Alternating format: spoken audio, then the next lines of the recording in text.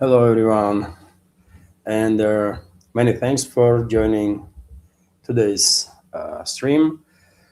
News summary from Moscow, Russia. It is Friday, of course, so happy Friday. I hope you will have a great day and even better upcoming weekend.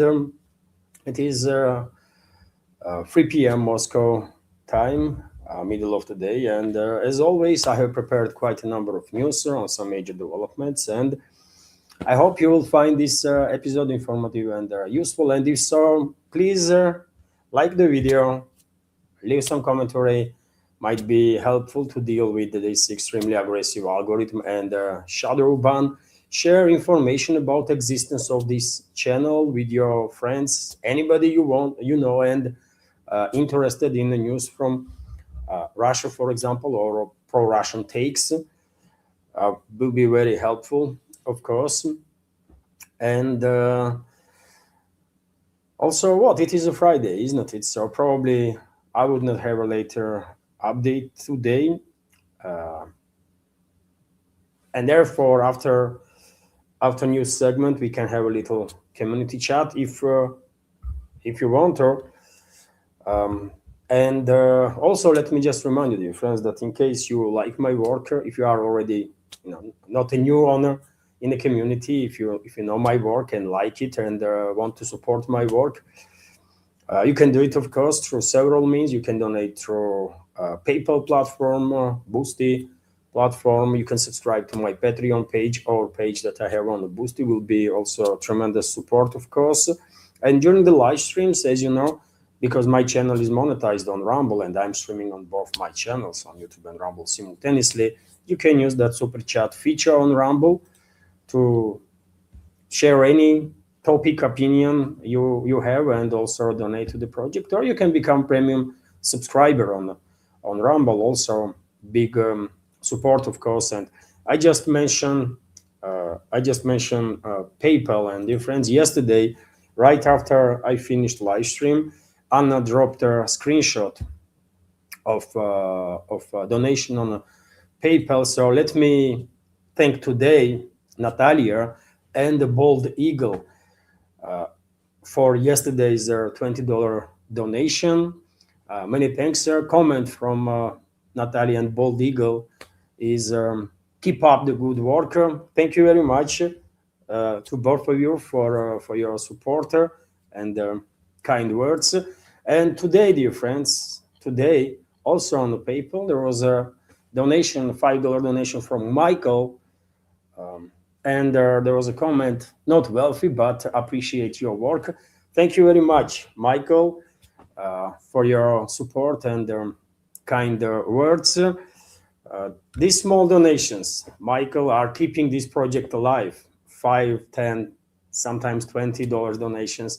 Rarely could be higher, but these $5, $10 donations actually are keeping this project alive. Majority of subscribers on Patreon, monthly subscribers, are $5 subscribers, and without their support, monthly support, this project would die probably, years ago.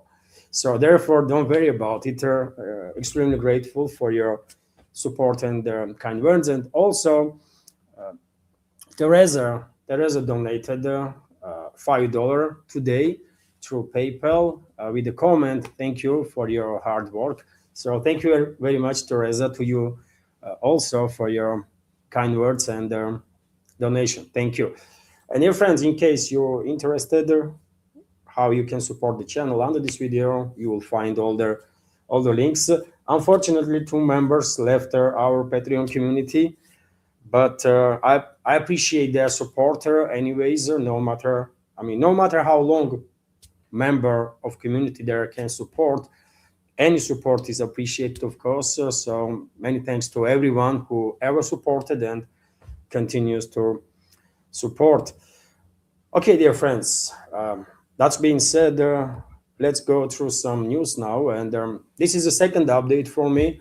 This morning I dropped first update on my Patreon and Boosty, and also a short video from that update I published on YouTube and Rumble too. I don't know if you have seen it. Good. If not, Once you come across that video, if you can, if you have a minute, just click that like button there, leave some commentary, might help to deal with the algorithm. Yesterday's short video from first update on Patreon did more or less okay, given the fact that channel is in a shadow ban.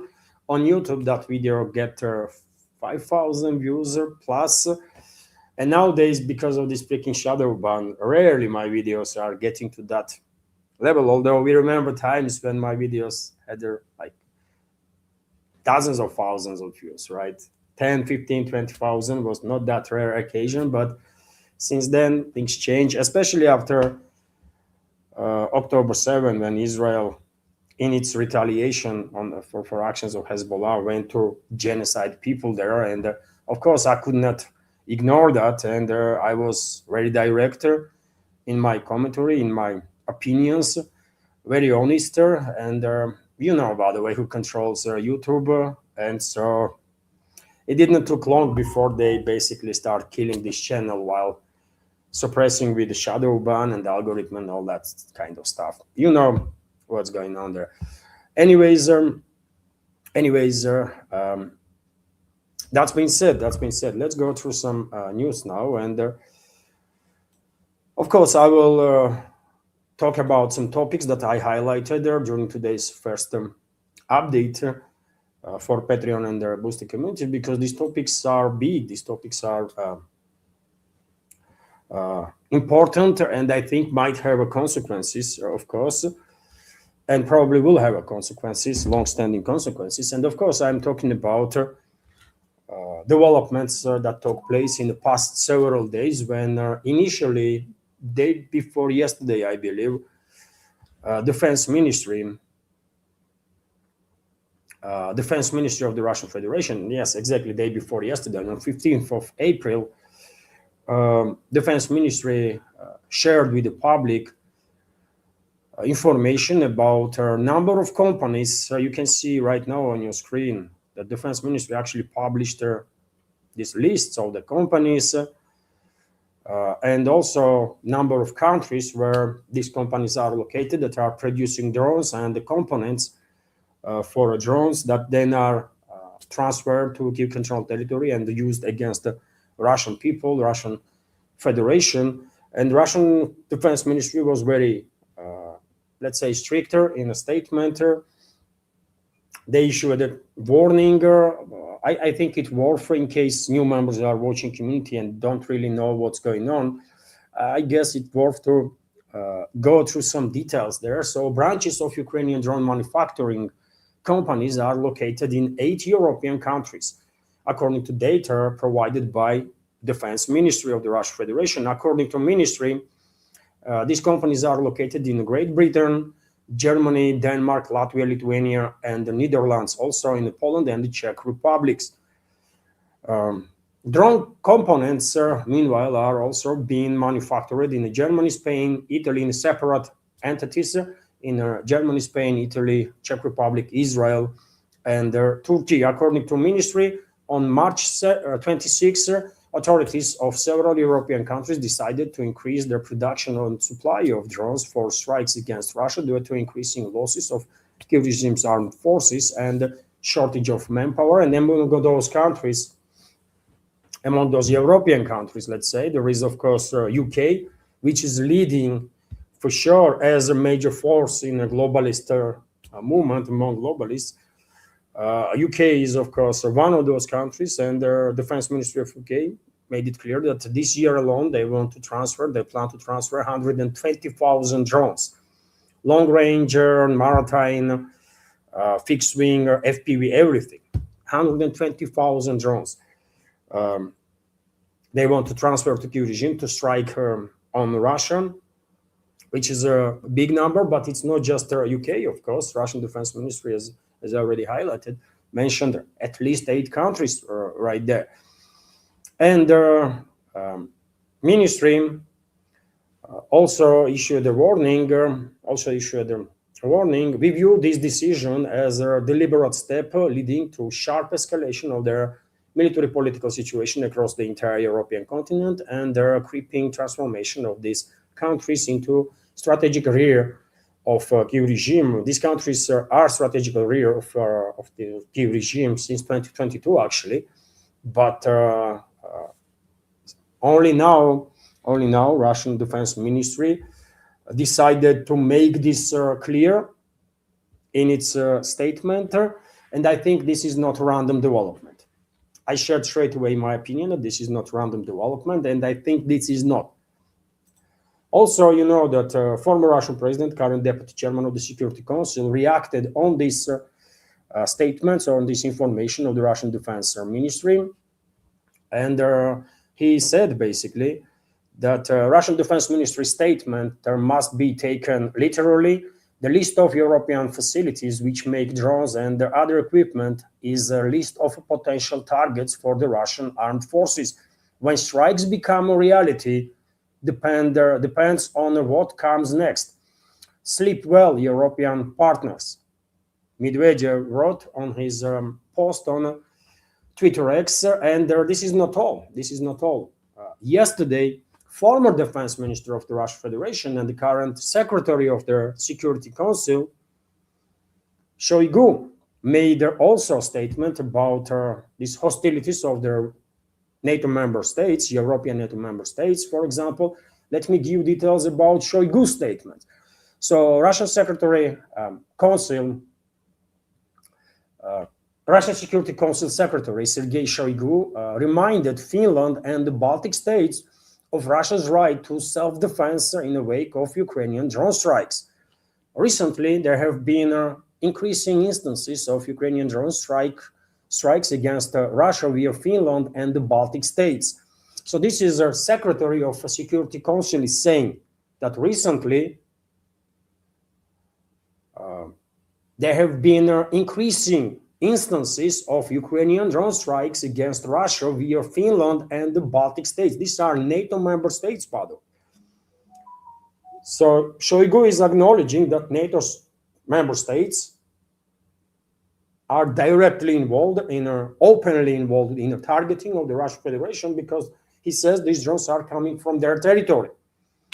As a result, civilians are harmed and significant damage is caused to civilian infrastructure, Shoigu stated in a media comment. According to him, this can happen in two cases. Either Western air defense systems are extremely ineffective, as has already occurred during the Middle East. And by the way, this is not an excuse. No matter how bad or good Western air defense systems are, this is not an excuse to justify that NATO member states' airspace or the ground is used to strike for direct strikes on Russia. This is in no way, shape, or form is justification how bad their air defenses are. Correct? Because at least they could inform Russian side about incoming drones. If they did not wanted to be complicit, they could inform the Russian side. Just a second, friends.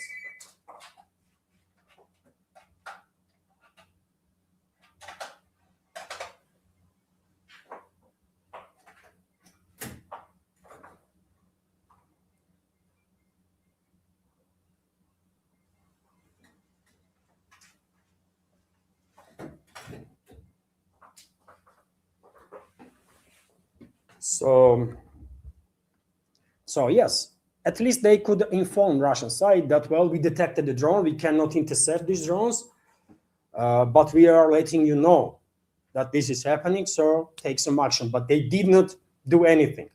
And furthermore, leadership of number of these Baltic states said it openly that they detected the drones. They didn't even try to intercept because they were thinking that these drones were not going to cause any harm to them, right? Formally, they said that to avoid some collateral damage or something. But what the hell? What are you talking about? And so this is not excuse, but nevertheless, that's the wording that Shoigu chose. This can happen in two cases. Either Western air defense systems are extremely ineffective, as has already occurred during the Middle East, or these states deliberately provide their airspace, thereby becoming open accomplices to aggression against Russia. in the later case, in the second case, Article 51 of the UN Charter, which stipulates the inherent right of states to self-defense in the event of armed attack, comes into force under the international law. Shoigu emphasized, and I think this is important. I know, dear friends, there are many skeptics, not just in our community, but worldwide, that no longer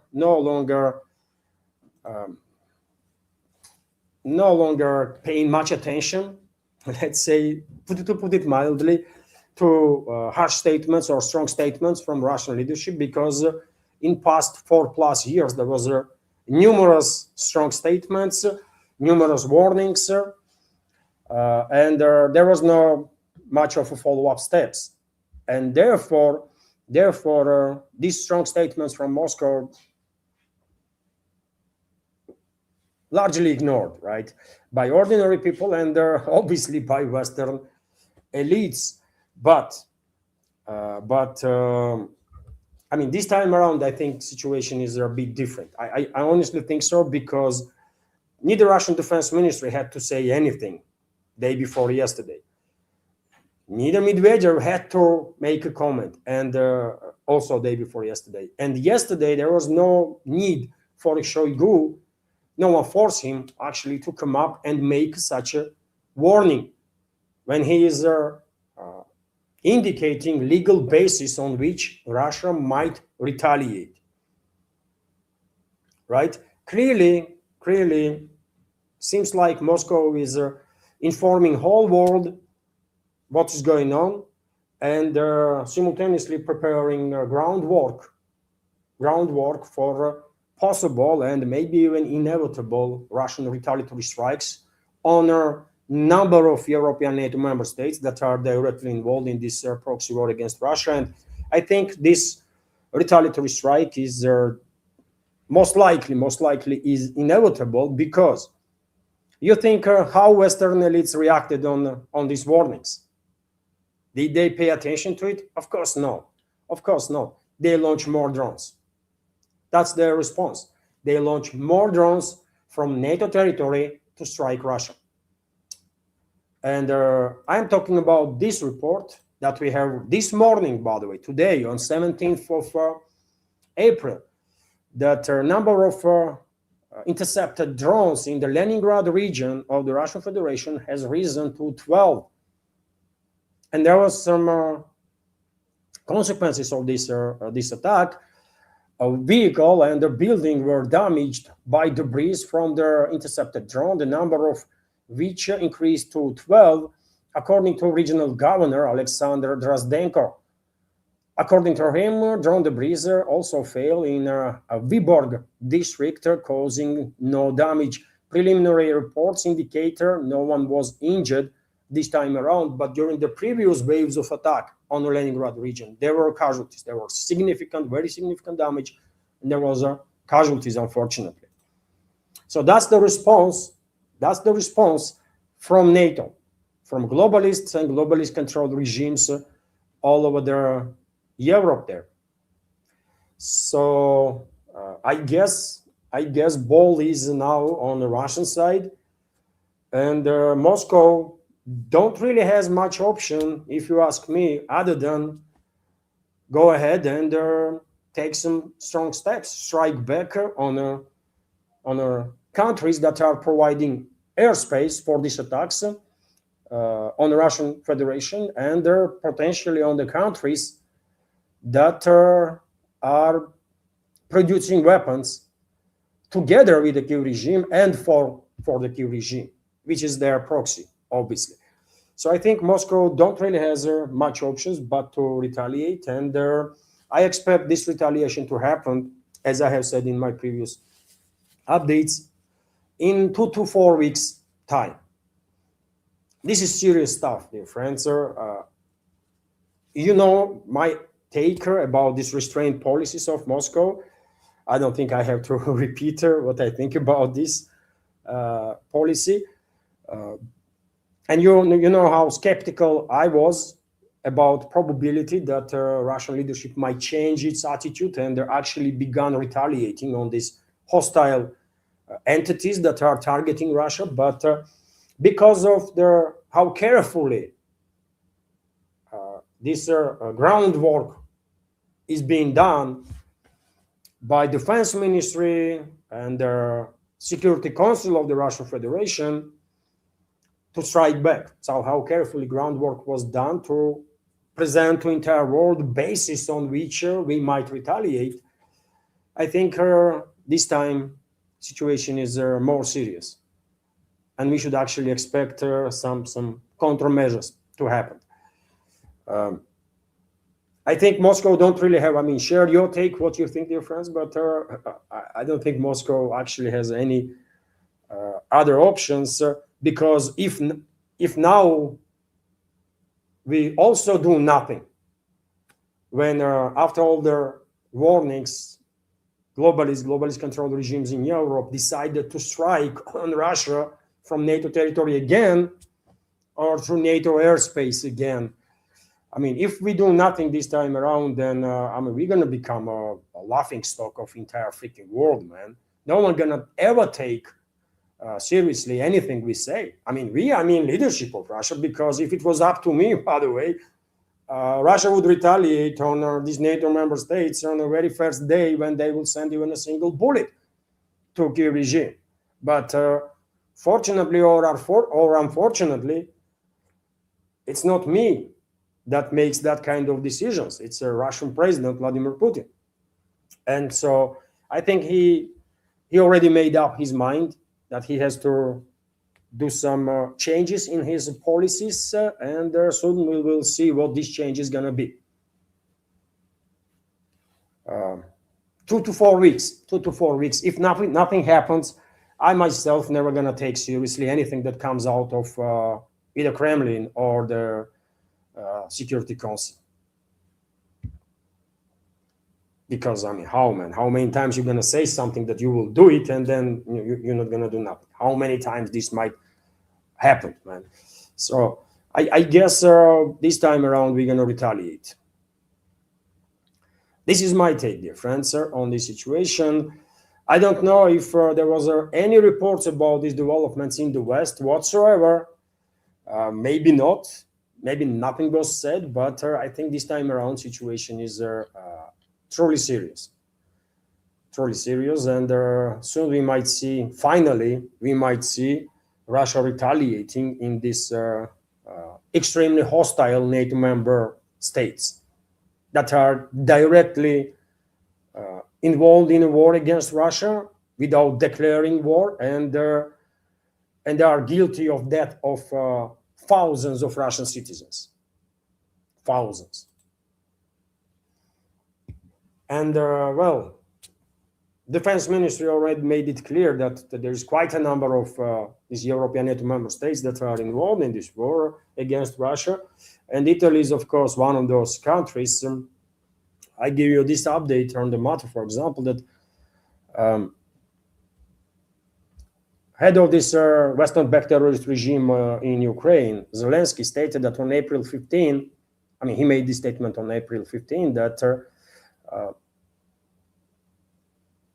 when he was visiting Italy, on April 15, Zelensky visited Italy, where he held the talks with the Prime Minister Meloni. The results of this was the announcement of joint production of drones. Drones again. Ukrainians will transfer their expertise to the Italian defense company Leonardo. It was not specified what exactly will be produced. It is expected that technical plan will be developed. In return, Zelensky requested the supply of missiles for the Smart T systems. So yes, these countries are big time involved, and I think launch of 5 Oreshnik missiles. And I remind you, dear friends, that each Oreshnik carries 36 warheads that can be moved around independently. Each of those warheads can have its own target. So 5 Oreshniks, each with the 36 warheads, ordinary warheads, by the way. I'm not talking about some nuclear stuff there. 5 Oreshniks, each with 36 warheads, to be launched towards all these countries that the defense ministry directly mentioned, I think will do the job. And then simultaneously to make it clear that Russian strategical forces are on their highest possible alert in case France and UK, for example, will decide to retaliate with their, let's say, nukes. Entire Russian nuclear arsenal should be put on the highest possible alert to launch everything they need to launch in case order comes, right? But I think we can teach the lesson to globalists and globalist-controlled regimes, terrorist regimes all over Europe, with conventional weaponry. Oreshniks will do the job, although we have some other means too, by the way. We have a lot of means, actually. If order comes, Russia has a lot of means to teach the lesson to the Western ruling class and show them where their place actually is on this in this world. So let's wait 2 to 4 weeks max, I think 2 to 4 weeks maximum, and Russia will finally teach the lesson to the globalists and globalist controlled regimes all over Europe. Meanwhile, of course, this proxy war against Russia continues, and this week alone, Russian air defenses intercepted 1,665 drones. Also, 60 aerial bombs, 60 glide bombs, basically, that are dropped from their airplanes, and 9 HIMARS projectiles. A lot of aerial targets that could not be launched. None of it could be done, by the way, without direct involvement of NATO countries. That's what is very important to keep in mind. When Russia retaliates on hostile states, everyone should keep in mind before saying anything that these very same NATO countries for years and years and years were engaged in a mass killing of the Russian citizens. I'm telling you, none of these launches this week alone, just 1 week, which is not even over yet, it's a Friday, but this week alone, according to RIA Novosti's report, 1,665 drones were intercepted, 60 aerial bombs, glide bombs, and 9 HIMARS projectiles. And this indicates that whole freaking NATO was involved, not just European NATO member states, but US too, because without direct involvement of US intelligence and militaries, the regime cannot use HIMARS. They just cannot. They cannot put their intelligence data or flight path to the missiles if Americans are not giving this data to them.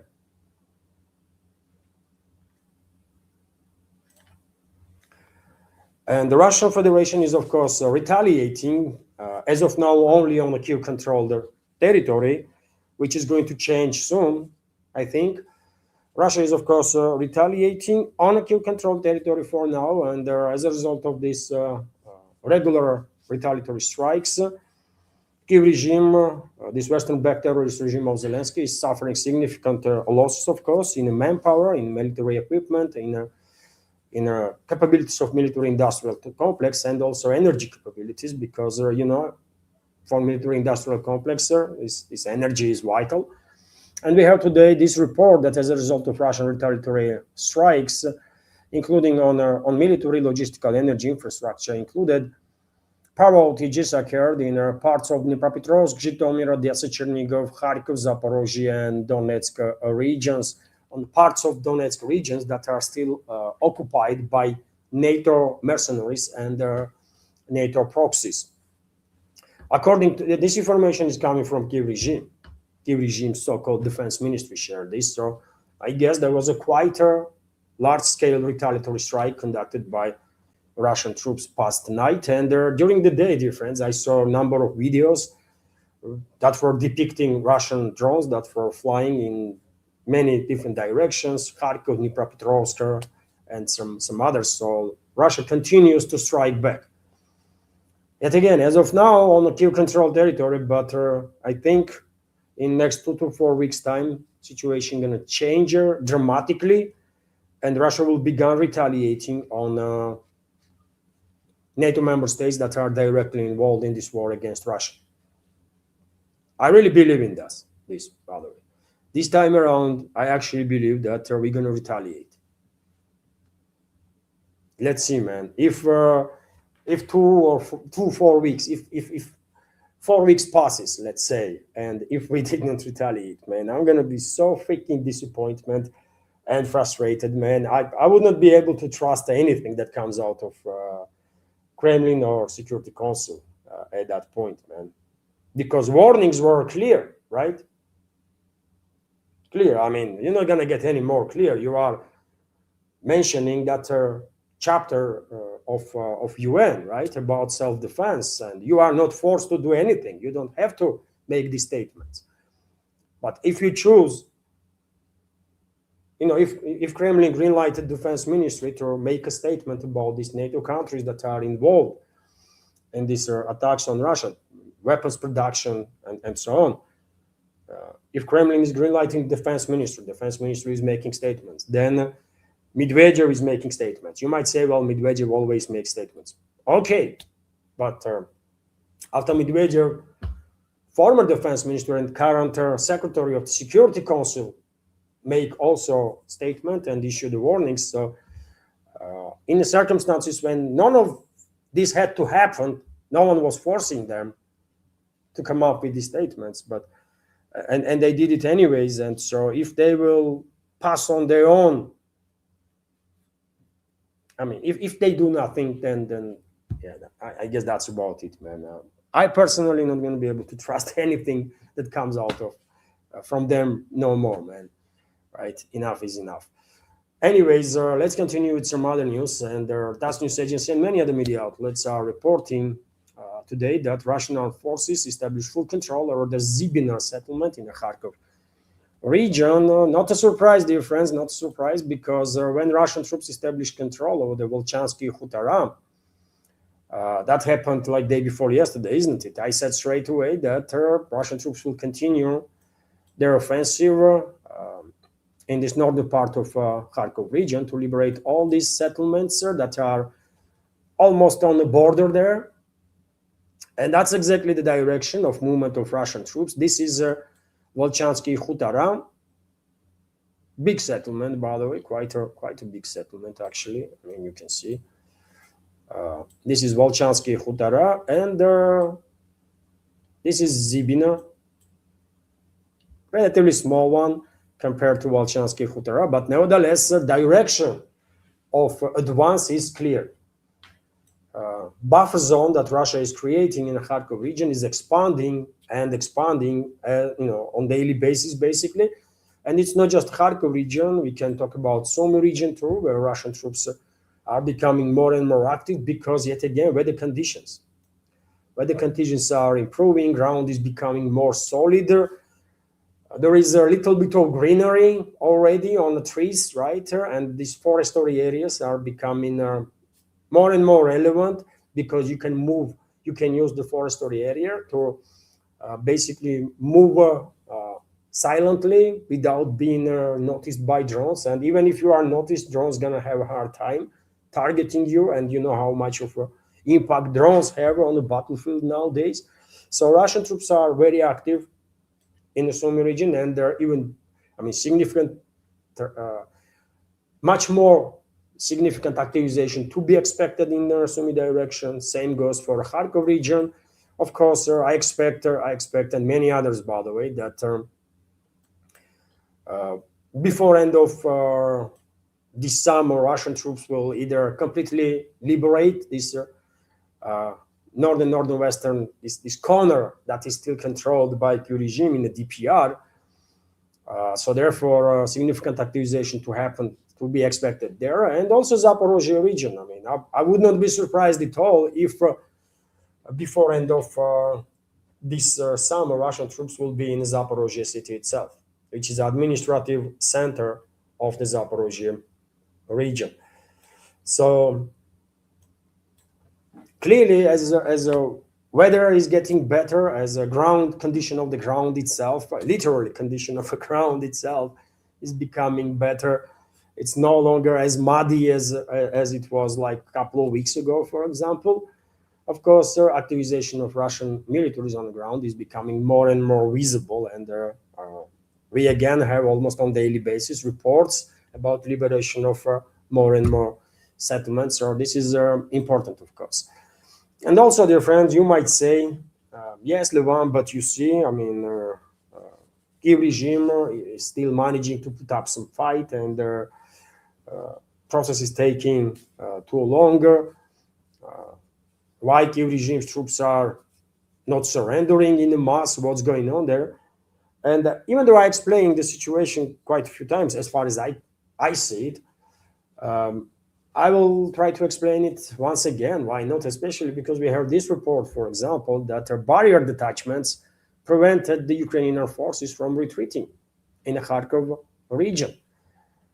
So Ukrainian National Guard barrier detachments are preventing Ukrainian Armed Forces units from leaving their positions near the village of Zibino in the Kharkov region. Security forces told the RIA Novosti attempts to escape by individual. And Zibino was liberated eventually, right?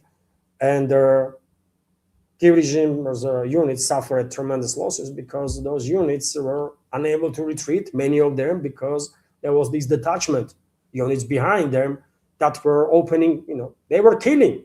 Anyone who will retreat will be killed by their own.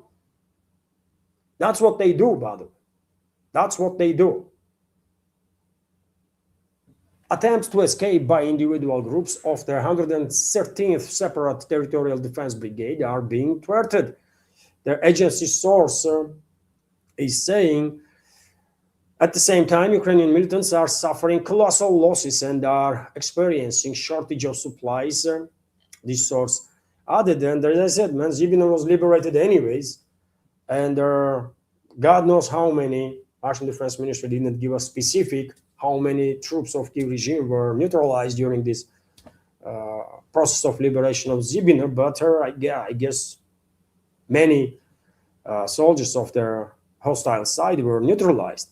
Soldiers that were trying to escape, retreat, and they could not because they would be killed by their own. And this is happening all along the front line now. These mercenaries from the Western countries are very often used in the detachment units because they don't care. They are killing anybody, right? Ukrainians, non-Ukrainians, they simply don't care. So they are actively used, according to reports that I have seen, in these detachment blocking formations. And if anyone retreats, they are executing them. And there was some instances when I have read about Colombian mercenaries or mercenaries from Latin America also being used as executionists, basically, in detachment units when they are eliminating any Ukrainian formation that decides to retreat or decides to surrender. Because drones are monitoring everything, it's difficult to retreat and it's difficult to surrender, because even if you contact Russian militaries through radio, and I guess many units on Kiev-controlled territory know radio waves that are always open, through which you can contact Russian side to organize safe surrender. 100, 200, for example, is one of their such a link, radio waves. Well, once these detachment units of the Kiev regime are noticing that this or that formation is deciding to surrender, they are eliminating them with artillery fire and drone strikes. They have killed numerous of their own comrades.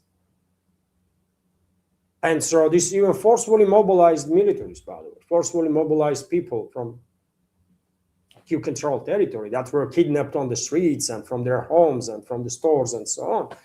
They are afraid to either retreat or surrender because they think they have no chances to succeed in either way.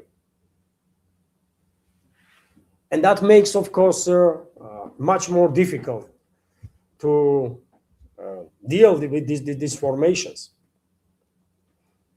And nothing to be said about brainwashing that is happening of these forcefully mobilized individuals when they've been told that Russia is not taking prisoners and so on, which is nonsense, of course. There are tens of thousands of Ukrainian POWs in Russian custody.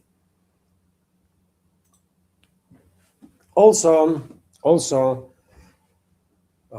Zelensky went to ask or demand from Europe Ukrainian refugees of military age, Ukrainian male refugees of military age to be sent back to Ukraine to be mobilized and sent to the front line. They are desperate, by the way. In terms of manpower, they are absolutely desperate, right? Of course, globalists will sacrifice everybody on acute control territory. Everybody. Younger, older, men, women, they don't care. Globalist control regimes in Europe, they will sacrifice everybody.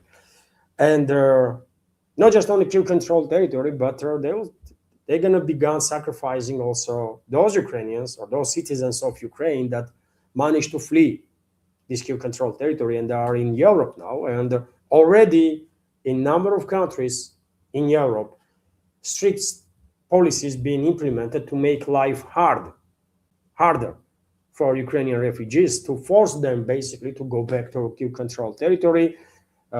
This is not working as of now, and that's why Zelensky is complaining.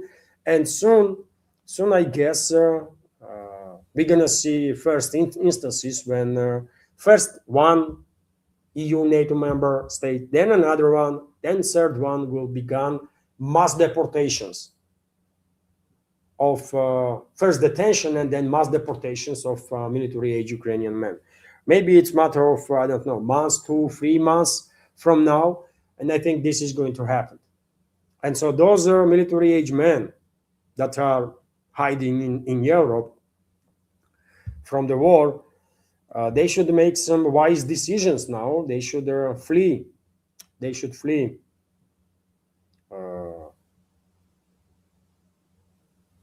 Globalist control European states if they can, because soon they're going to find themselves in a role of prey, because they will be hunted down, detained, and sent in mass on acute control territory, then to be thrown into trenches. That's what is going to happen. And well, this is not speculation on my part, dear friends.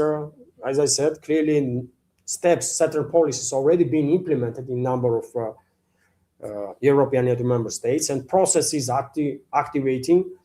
And also, time to time, willingly or unwillingly, but globalist puppets that are put in the position of decision-making in these quasi-states in Europe are actually revealing what their plans are. They are saying stuff quite part out loud, let me say. And I'm going to give you an example of that. Ukrainians are buying time for us with their blood. Belgium's chief of defense, Van Sanner, to SOR stated, and then another quote here from him: "We still have a few years ahead of us, thanks to the courage and the blood of Ukrainians. Ukrainians are buying time for us with their blood." He said, we still have a few years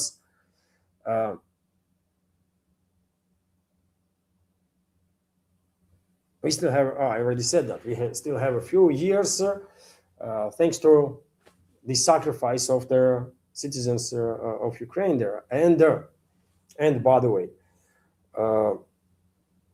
we all know that this, isn't it? We all know that they are sacrificing citizens of Ukraine to buy time up to 2029, 2030, because most of initial or first phases of militarization in European NATO member states gonna get finalized by 2029, 2030. And that's when globalists that's when globalists gonna provoke direct confrontation between these remilitarized European NATO member states and the Russian Federation. At least this was initial plan, seems like, of theirs, right? Initial plan that they are still trying as much as they can to realize, to implement, although I think realization is settling into freaking brains of these idiots that Kyiv regime, no matter what, Kyiv regime not gonna last until 2029, 2030. Will collapse much earlier than that, I think. And therefore, and that's the reason why I was predicting and continue to predict that direct clashes between Russian Federation and European NATO member states, number of European NATO member states might occur either before end of this year or in the first half of 2027. Direct clashes, I mean, not just some exchange of drones or missiles, but actual clashes on the ground. Might occur and probably will occur, most likely will occur before end of this year or in first half of 2027, because this is the maximum that Kyiv regime has. After that, Kyiv regime will collapse. I don't think without direct involvement of European NATO member states into this war, they be able, globalists will be able to prolong this war any further than 2027. And as of now, it is clear that they don't want to end anything. As of now, it is clear that globalists want to continue this war against Russia as much as possible and as long as possible. So that's what is going on. They are saying quite part out loud that they are just simply sacrificing hundreds of thousands, millions of Ukrainians, citizens of Ukraine, let me say. And before I continue with some other news, let me check. Dear friends, Rumble, if there is any super chat or something. So there is nothing there, and let me also check Boosty. So okay, I can continue because yes, there's nothing to react on. And so next news that I want to share with you is that the United States allegedly has notified Europe of delays in arms deliveries. Information is originated from Reuters. So United States has notified its partners of possible delays in arms deliveries due to the need to prioritize its own military needs. Reuters report citing sources. This is expected to affect several European countries at once, including the Baltics and Scandinavia, which is interesting. This definitely can be seen as an indicator that the US is preparing for a large-scale ground war. I will say in Iran, in the Middle East, right? But also they are running out of stocks of, especially in terms of long-range missiles and interceptors. So therefore, maybe this report is about those weapon systems exactly. Either way, number of European countries and also Kyiv regime probably will be upset because you know how what kind of system they have, isn't it? US sends weapons to these European NATO member states, and then European NATO member states are transferring these weapons to Kyiv regime. So maybe Kyiv regime will be affected too. Meanwhile, Rostec, Russian corporation that is oversees the Russian military-industrial complex, has delivered their batch of new Su-35S fighter jets to Russian aerospace forces, which is great. Of course, I will argue that Su-35S is most capable fifth-generation fighter jet, most capable 4++ generation fighter jet ever builder, right? And also most beautiful fourth-generation fighter jet, too, by the way. If you like military aviation, share your opinion, what you think, or which plane, in your opinion, which jet plane, uh, in your opinion, is most beautiful. But I have my top five, and when it comes to jets, generally speaking, without specifics, I mean, first generation, second, third, I definitely have my top five in each generation, really. Um, and I think when it comes to Su-35s, there is only one plane that is more uh, than better than it. It's Su-57. There is a Su-57 number one, in my opinion, and Su-35 is definitely second. These are great planes and beautiful planes, by the way. Most beautiful planes ever built, really. Among the most beautiful planes ever built. RIA Novosti is reporting that, well, also good news for Russian militaries, that satellites Soyuz 1B rocket delivered their satellites on orbit for Russian Defense Ministry. So good news there. Good news. Russian militaries will have more capabilities when it comes to orbital intelligence, navigation, and so on. And right now, dear friends, I spotted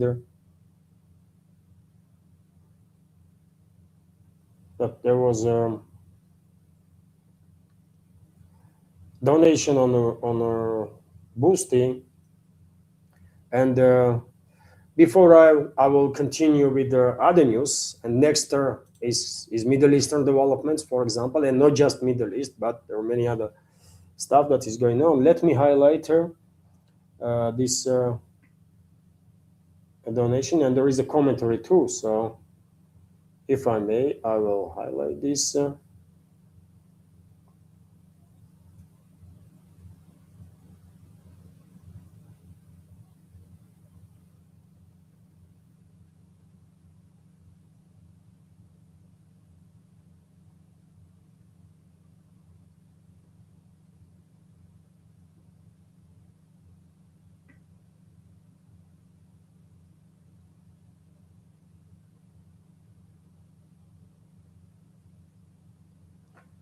Okay, I'm good.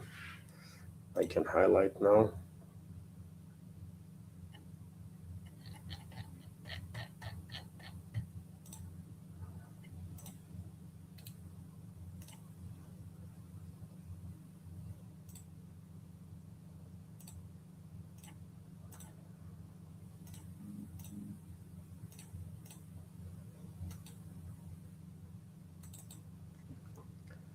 So thank you very much, Alexander G, for your $10 donation, 718 rubles. As I said, Boosty is very convenient for creators, for Russian creators, especially nowadays when entire Russian banking system is sanctioned by the West. This platform, Boosty, is manages to exchange donations from whichever currency into ruble under the relevant exchange rate, and then next day transfers donation to bank account of Russians, and so it's just easier, right? You don't have much of a headache if you are receiving donation from Boosty. So it is very useful, very helpful for creators from Russia and in Russia. Unfortunately, our community find it difficult to navigate with this platform, but Alexander G definitely not among them. Thank you very much.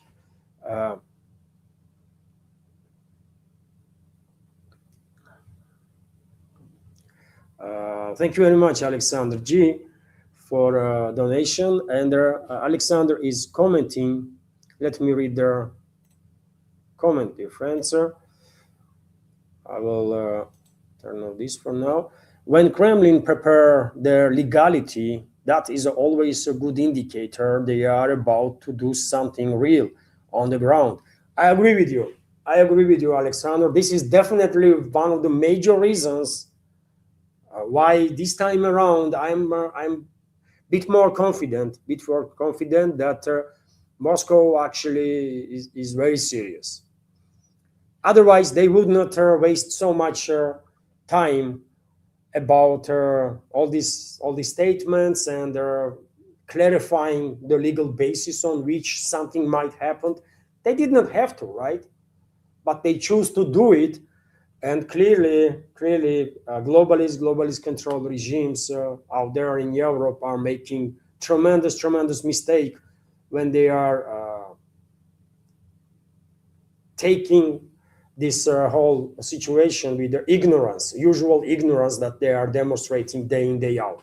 I think they are mistaken and making massive mistakes. I agree with you there in your commentary 100%, Alexander.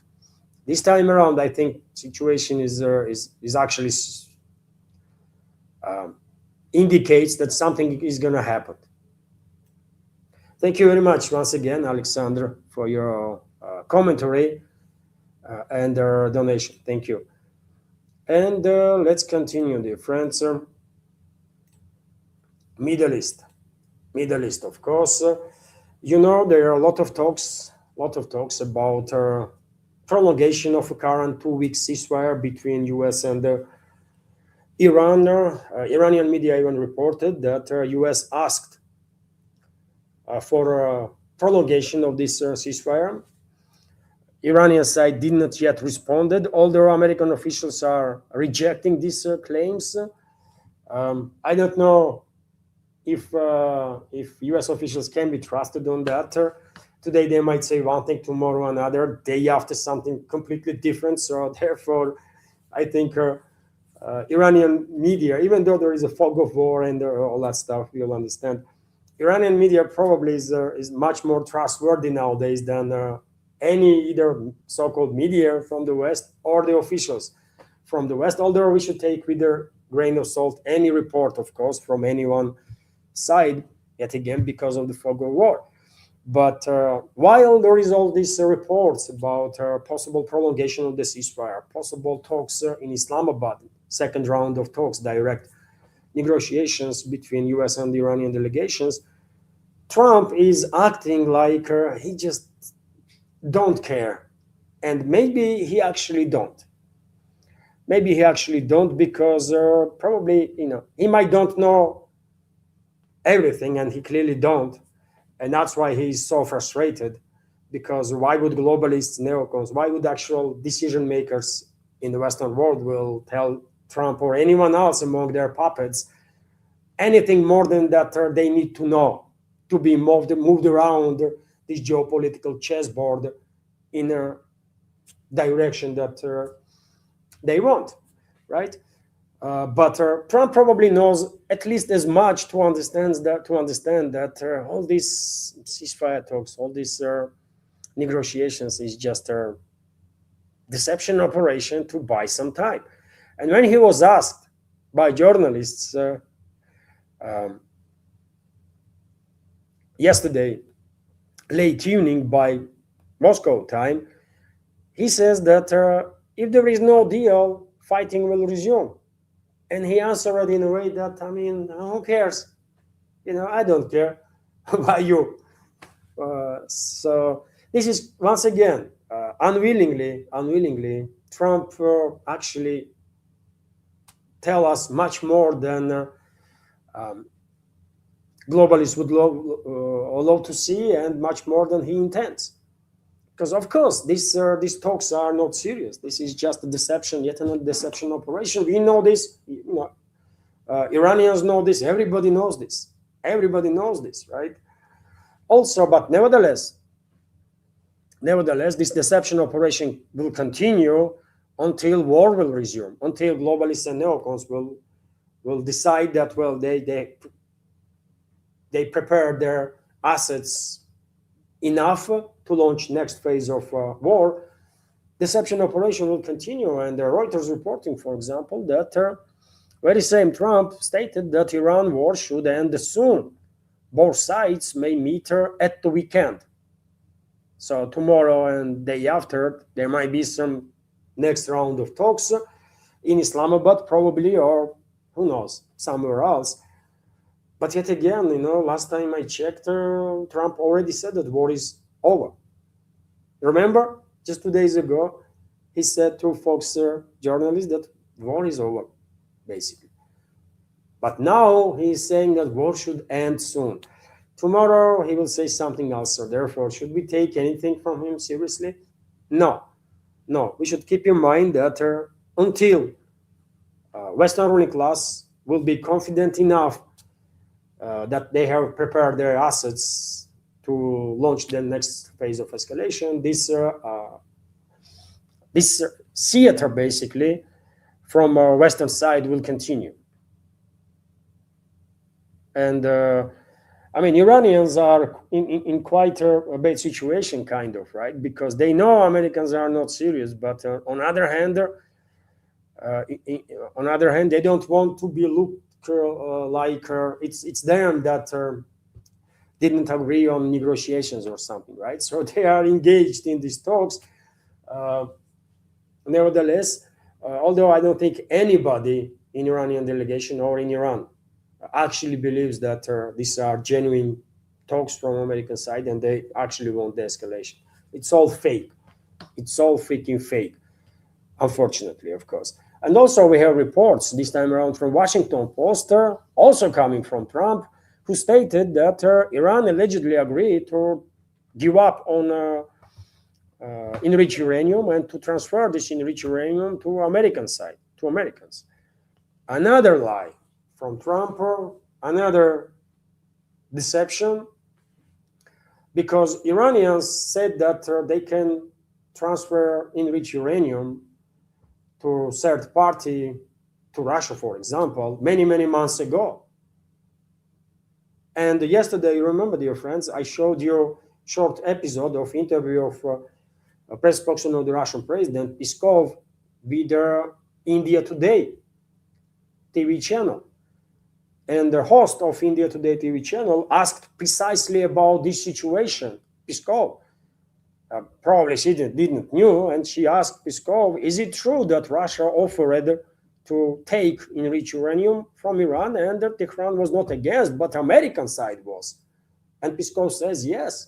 This is not a secret of any kind. And nothing new, actually, because this offer was made a long time ago, way before US launched this war on Iran. And it was US that blocked this initiative. And I shared my take. Peskov was asked, why would US do this? And he's official, he cannot actually say what was happening, but I can. He has to be diplomatic. I don't. And of course, US blocked that initiative because in that case, they will have no talking point.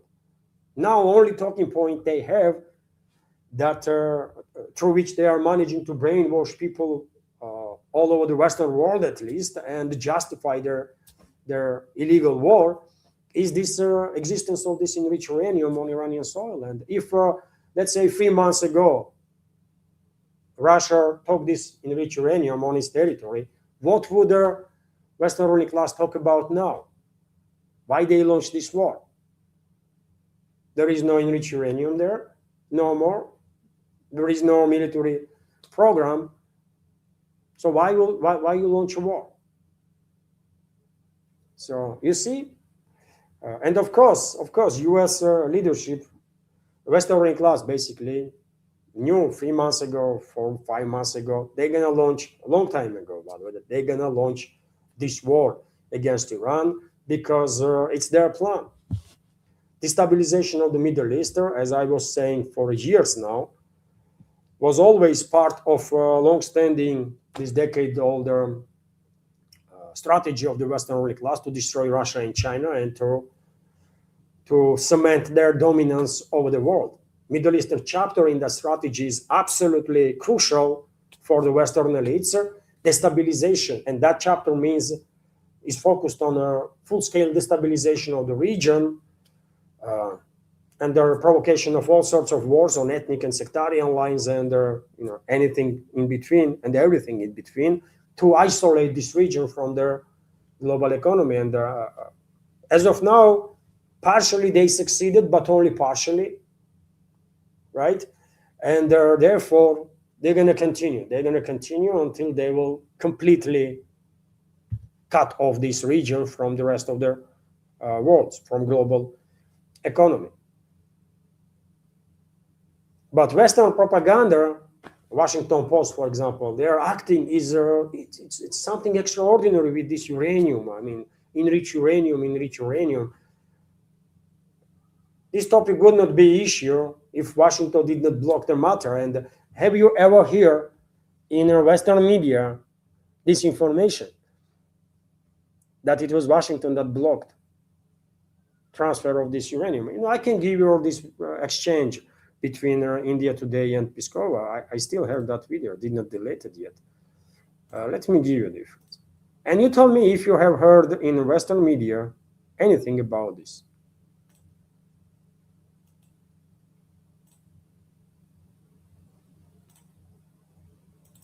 Look.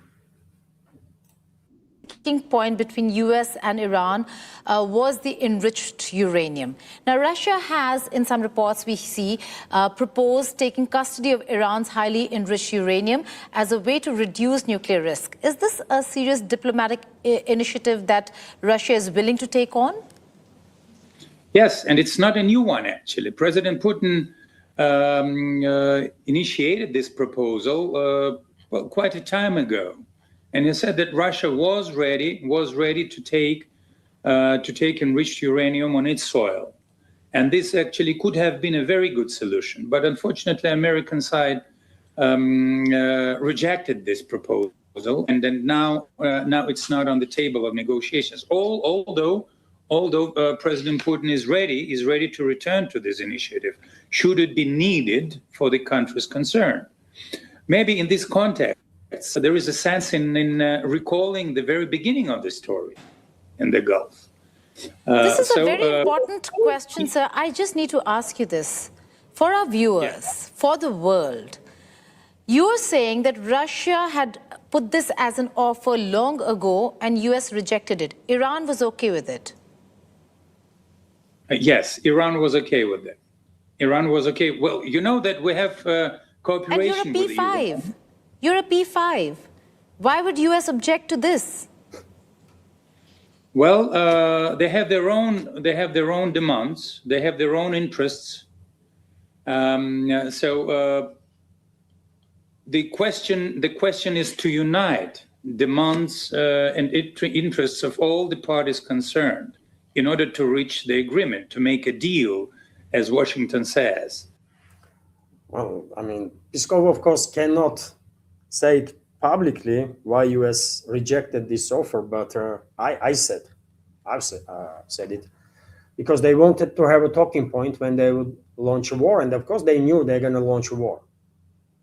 Western ruling class knew, and it's them that are making decisions on these important topics, right? So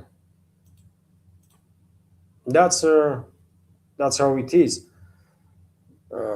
That's how it is, really. But yet again, can you trust this report from Washington Post that Iran now is also agrees to get rid of this enriched uranium? If US wants to take it, well, Iran can give it to them, right? But yet again, Washington Post, Trump cannot be trusted, man. Cannot be trusted. Iran can once again say that, yes, I mean, they can give this uranium to Russian side, or Chinese side, or Indian side, or Pakistanis. They can give it to Pakistanis. No. Pakistan, India would not work because this might create additional tensions between those two. But Russia, China, easy. We can take it, man. And no one gonna say that, well, Russia will make nuclear weapons with it. We have 15 tons of enriched uranium, man.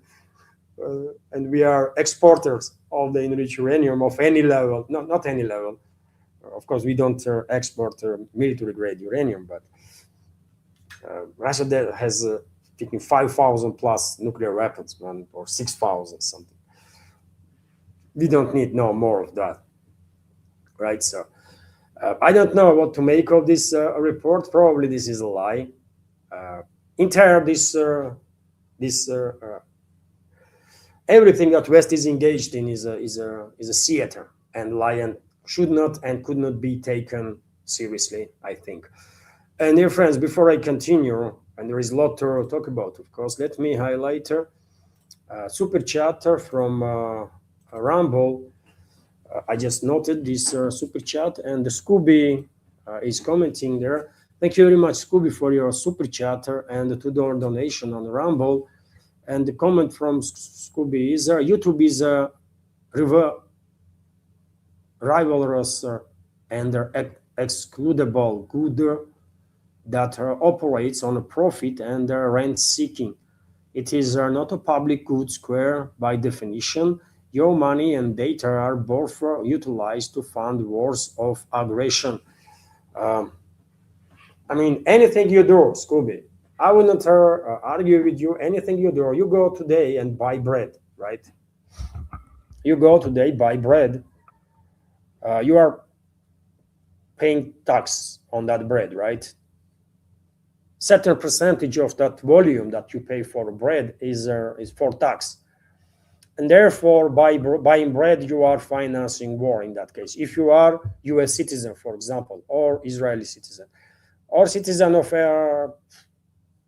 any Western country that was engaged in wars in the past several decades. That's the world that we are living in, and therefore, of course, YouTube is a formally commercial institution, for-profit institution, and pays a lot of taxes, I guess. I don't know, lot or not, but they pay taxes, and those taxes are then used, among other things, to finance wars too. Yes, this is true, but same goes for literally anything that we consume, from bread to internet products. I mean, that's just how it is, right? And I mean, that's the world that we are living in.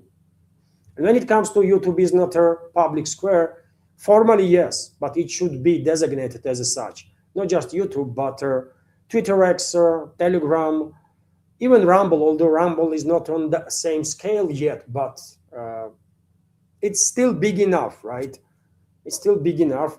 All their global phenomena in this field of social media should be designated as a public square, and their same approach should be taken to all of them, right? And there should not be on none of those platforms instances when a certain content idea is being completely eliminated or suppressed, and their other content is being inflated, right? So, and the only way to do this, if you are treating these platforms that are monopolies basically in this world, sort of monopolies, the only way we can deal with it is to designate them as a public square. I guess this has to be done on a international level, of course. I'm not a lawyer, so I don't know from standpoint of laws how this could be done, but should be done, because in modern life these platforms play key role, crucial role, right? And we should not and YouTube, for example, should not be able to promote genocide. That's what YouTube does, by the way. They are promoting genocide and suppressing voices that are against genocide, for example. Is it normal? No, it is not. So YouTube administration should not be able to do so, because promotion of the genocide is a crime. It's a crime against humanity. And YouTube's administration is committing this crime. And I am correct, because look, man, anybody who says anything about anything critical about actions of the Israel is getting smashed. And I know, and many channels in alternative media that are trying to be extremely, extremely careful not to say certain words that might trigger either administration of the YouTube or the algorithm itself, to put them in a shadow ban. This is not normal when creators on YouTube or any other platform are afraid to say what they think while commenting on our major developments, very important developments in this world. So YouTube, when I said yesterday or day before that YouTube's administration is committing crimes against humanity, that's what I meant. They actually are committing. When you are promoting genocide, you are committing crime against humanity. That's how it is, man, right? And that's what YouTube does. That's what, according to what I have read about, that's what TikTok is doing lately, after it was overrun by Israeli lobby in US. These platforms, this monopoly should be designated as a public square where there is actual competition between their ideas, between their political or social stance, right? And let the ones that are more better prevail. But now this is impossible because it's all up to administration on these platforms and their algorithms that they are writing, what to promote, what to suppress. This is not normal. But when it comes to that second part, financing the wars, as I said, man, you buy bread, you are financing the war with this logic, because that's how it is. We are not living in an ideal world, isn't it, Scooby? Unfortunately, I mean, someday maybe humanity will reach that level of progress that some utopia will be created, but I mean, take a look at what is happening in this world, man. Are we actually capable of advancing that much? We as a humans? I don't know, man. We are just, probably we are capable of that, but it will take freaking lot of time, man. Centuries, thousands of years, maybe, right? To get rid of this unnecessary aggression that is in us, right? We are apex predators, man. Many people don't realize that as a beings, we are apex freaking predators on this planet. Most dangerous ones, actually, right? At least on the land, not in the sea, but on the land for sure.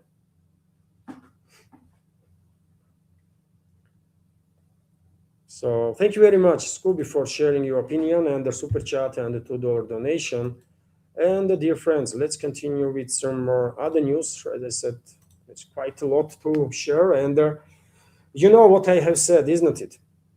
About plans that Western ruling class probably has in regards to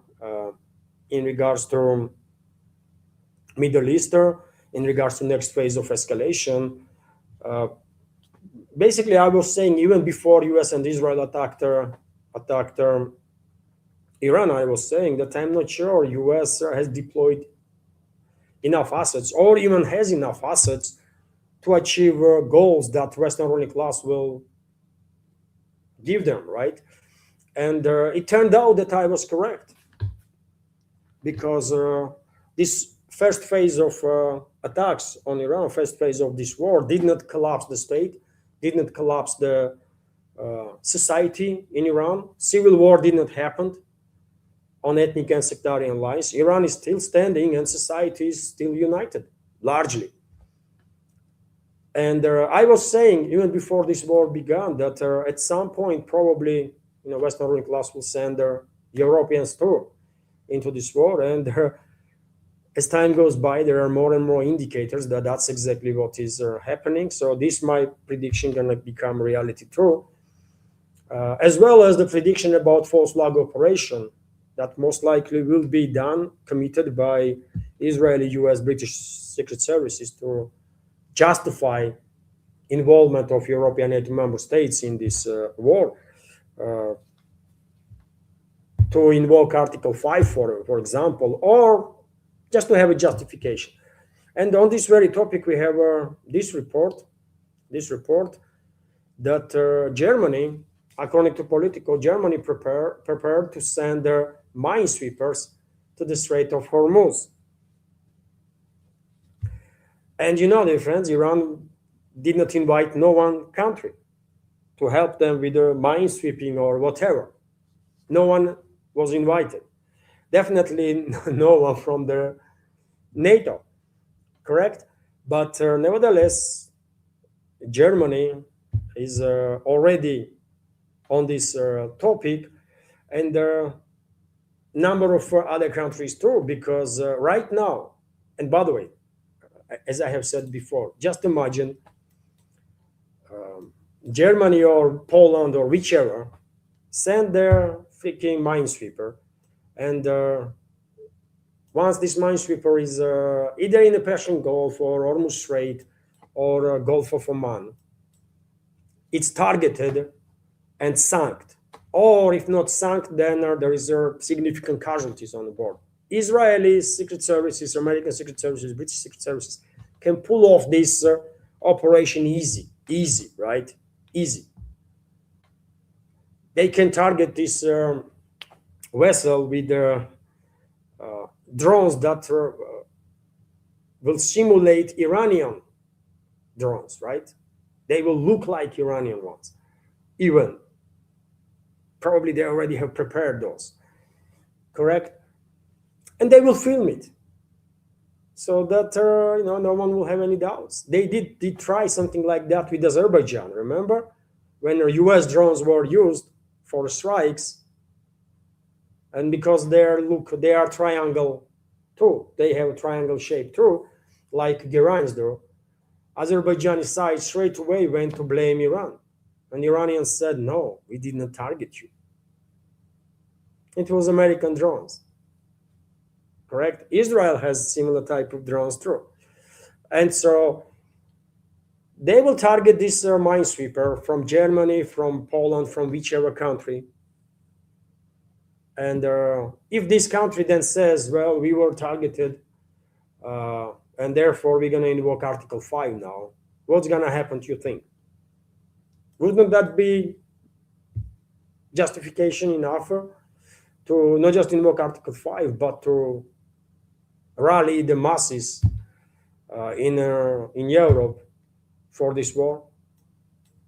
It will work.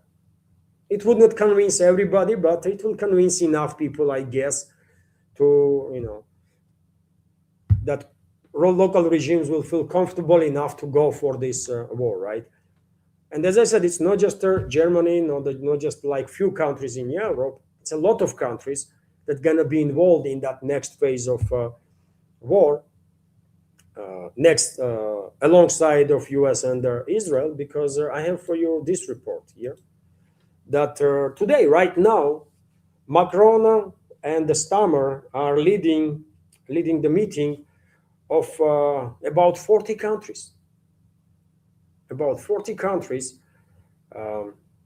Macron and Stammer met each other. They are in France, right? Macron went to France for this meeting, and they will be televised or TV link with the leadership of some 40 plus countries, actually. And their topic of discussion is to press Iran to reopen the Strait of Hormuz. Coalition of Hormuz coalition. They're going to create Hormuz coalition now. They have a coalition of willing, and now they're going to have a coalition of Hormuz, Free Hormuz coalition, something like that. And so this is clear indicator, isn't it? What is to come. This is not some random developments, by the way.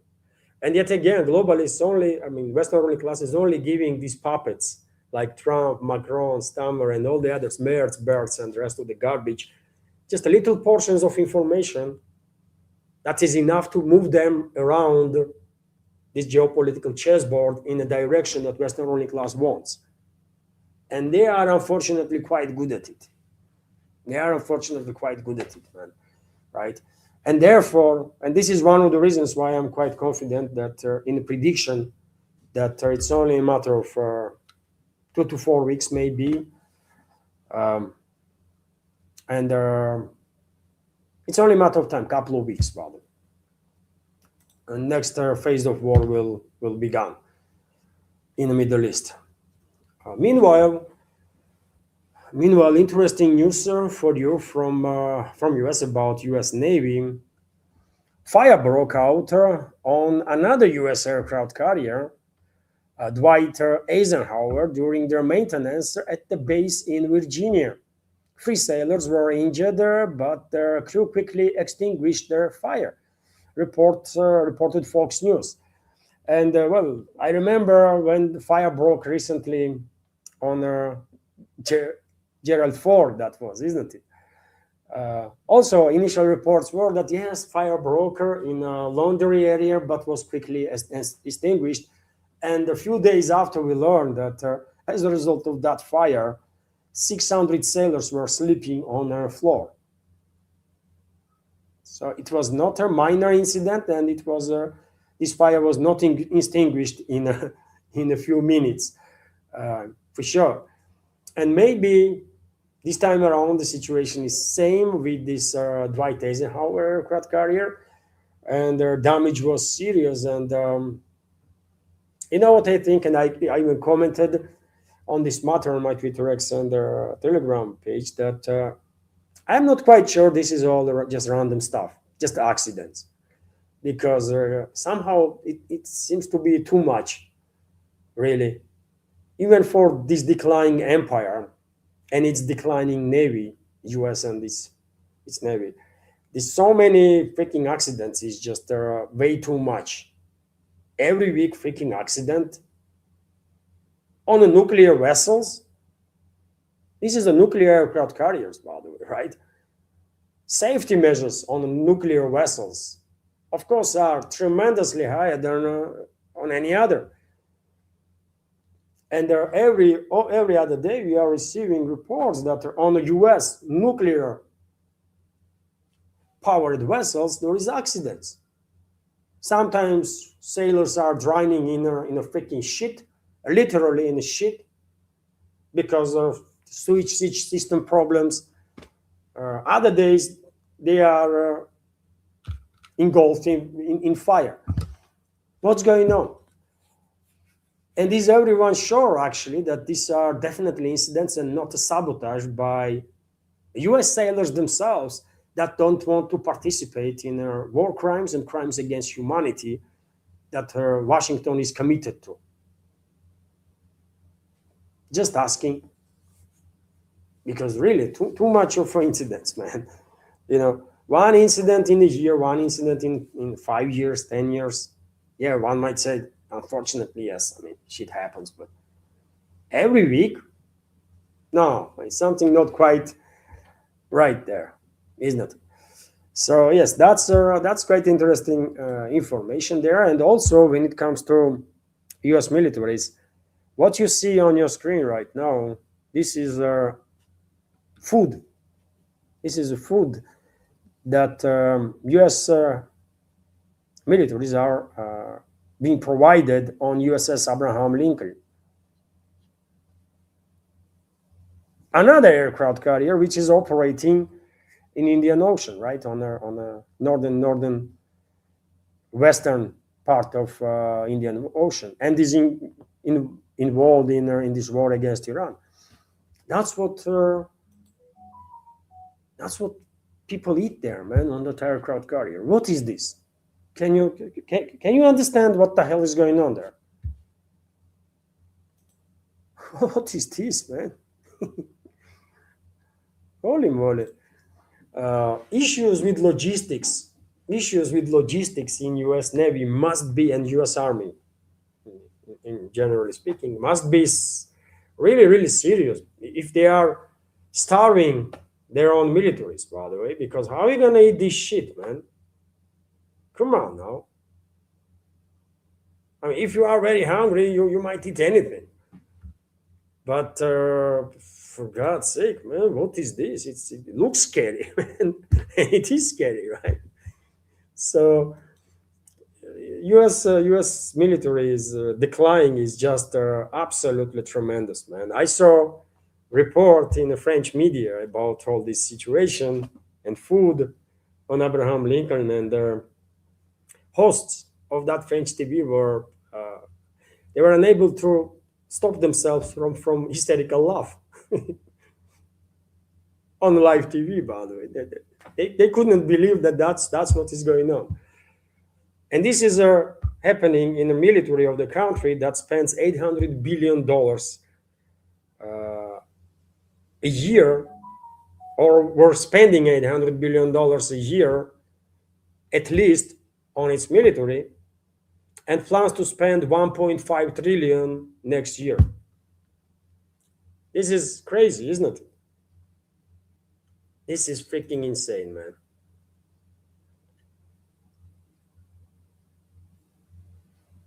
Level of logistical problems in U.S. Navy should be something of truly extraordinary.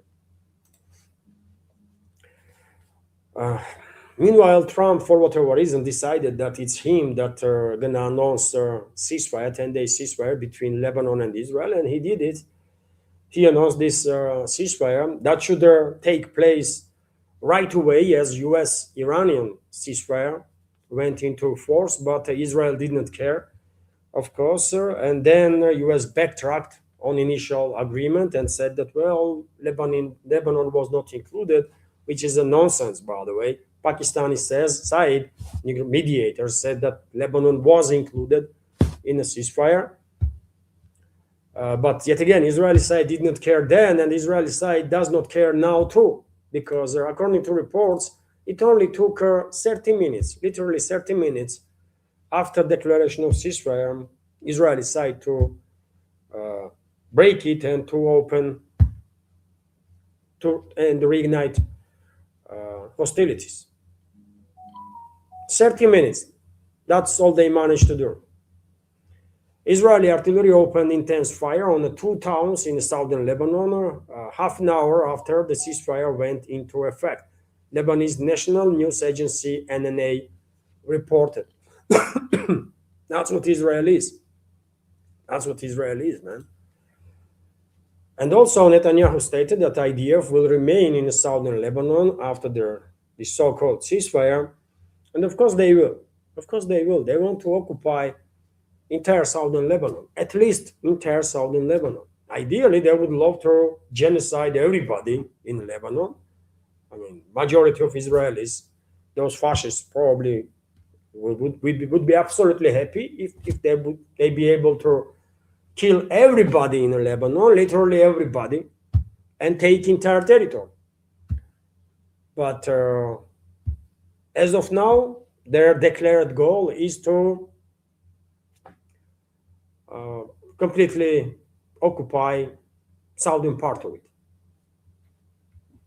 And therefore, they're not going to withdraw from there if they are not forced to withdraw, of course.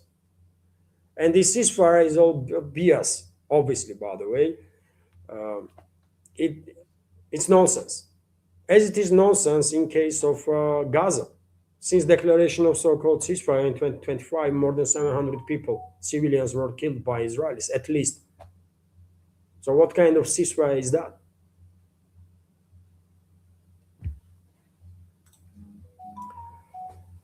Trump also continues to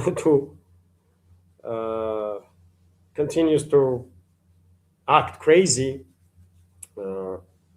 He don't know any other way. And he went after Pope Leo again and stated that Pope Leo wants Iran to have nuclear weapons. I mean, okay. I mean, you be the judge, man, how adequate this person is. That because Pope Leo said that war is bad and people should not kill each other, Trump went after him big time, called him names, stated that he's only Pope because of the Trump's involvement, which is so insulting for Vatican, and should be so insulting for all the Catholics worldwide that I don't know, beyond anything, right? But that's what he says. And now he continues and says that Pope Leo wants Iran to have nuclear weapons. Okay, by the way, okay. Someone give this idiot a sedatives, man, and just take his phone away. Because enough is enough. And it's not just Pope Leo, but Trump just recently went after all the big names in conservative alternative media of the US, and not even just alternative media. He went after everybody, almost everybody, and criticized Tucker Carlson, Candace Owens, Megyn Kelly, called them names, losers, low IQ people, and everything, right? And everything in between. And now he went after Joe Kent, former chief of U.S. counterterrorism, who resigned because he disagreed with Trump's war policies, right? And Trump's war on Iran. It's not really Trump's war on Iran. It's a Western ruling class, right? It's not even Israeli war on Iran. Yes, Israelis influenced the Trump for sure, because Western ruling class, which is the globalists and the Zionists, they use Israelis, they use their Zionist allies to influence the Trump, right? To move him around in the way they wanted to, and they did it because Zionists, well, they are used to, right, manipulate with U.S. presidents. They are good at it, right? They have compromised all of them, or most of them, right, through different means. And so, yes, formally, of course, Netanyahu and his Mossad chief and Zionists, generally speaking, of course, they draw U.S. into this war because they were good in manipulating Trump. But in reality, this is a war of Western ruling class. Zionists are situational allies to them because globalists want to have a total domination over the world. Zionists want this greater Israel. They are focused on Middle East as of now, right? If they survive another 100, 200 years, maybe they will challenge globalists too for world domination. But as of now, they'd be happy with greater Israel. But anyways, no matter for whatever reason Joe Kent decided to resign, he was a member of Trump's administration, Trump's appointee basically, and now Trump is calling him a loser and a low IQ individual. Let me give you a quote. Kent is a loser, just like Tucker, Candace, Megyn, and the rest of them are losers.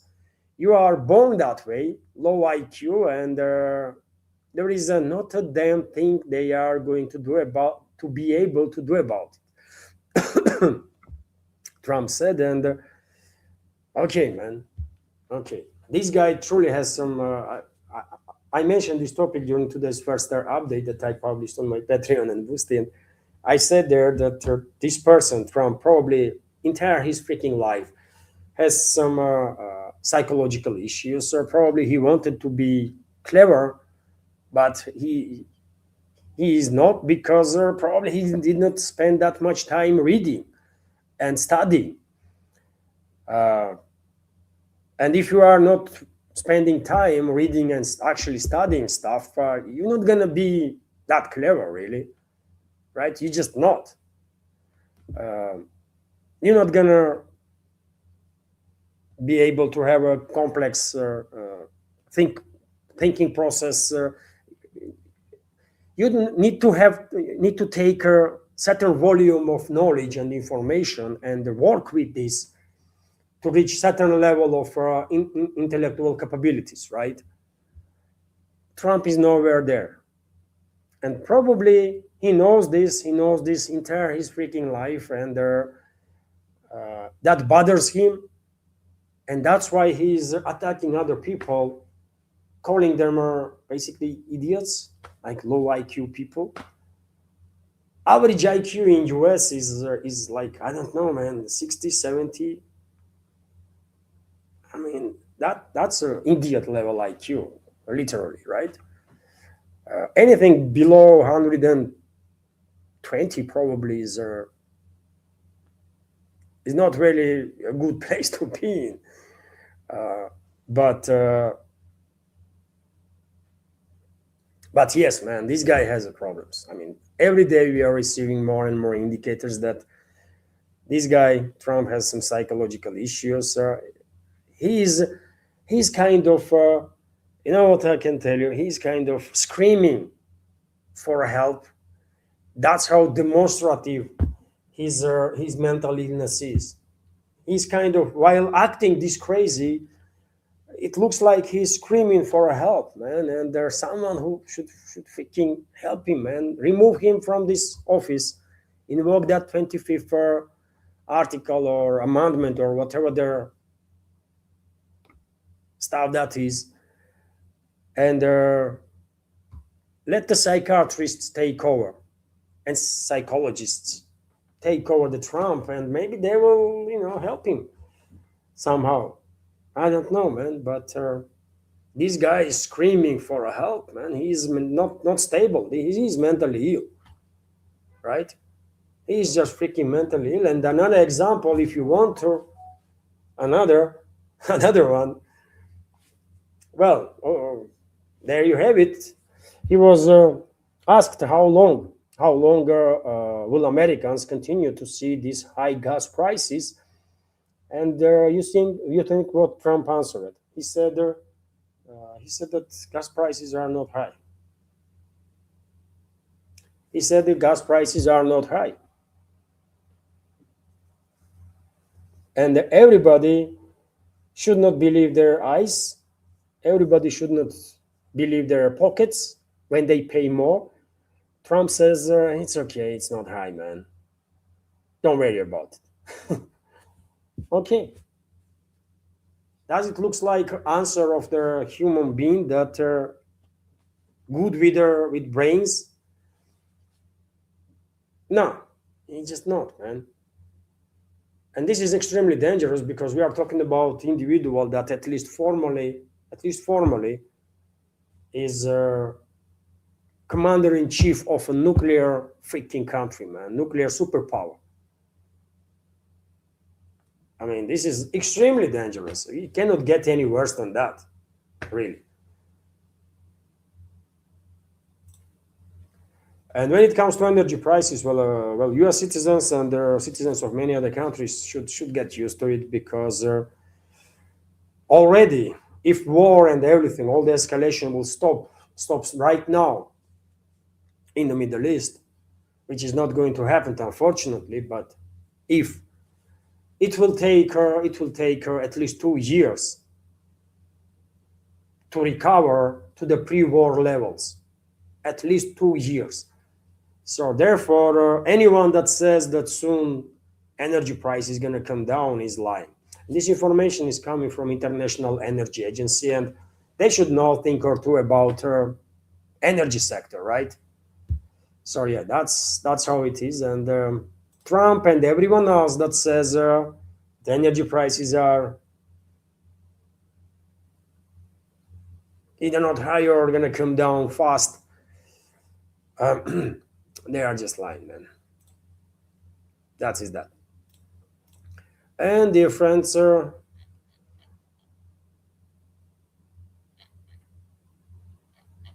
friends, when it comes to news segment, stay for a minute. I will react on another super chat on Rumble, and then let's check media outlets for potential breaking news. Maybe there was something extraordinary that was happening right now while I'm online. So let's check together couple of Russian media outlets, and there are also couple of Russian or pro-Russian Telegram channels for breaking news, and that's about it for this Friday, if there is no some extraordinary developments in this world, then probably for today that's gonna be it from me. And this, oh no, not this one, but let me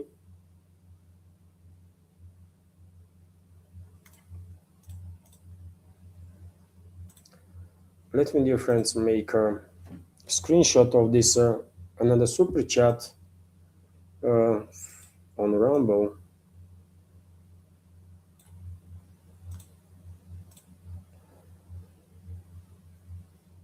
Well, it is unfortunate that it's all with rare exceptions. Usually, it's only Scooby that is active in a super chat through super chats, and Viper that is helping also big time with their gifts of premium subscription to members of our community. I'm grateful to everybody, of course, everybody. I'm just pointing out that Scooby and Viper are helping from Rumble big time for sure. And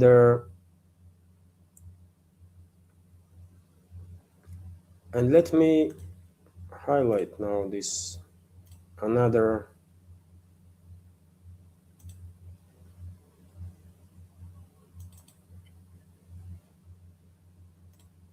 super chatter. Once again, thank you very much, Scooby, for your super chatter and another super chat and another $2 donation. And Scooby is commenting Russia versus NATO war.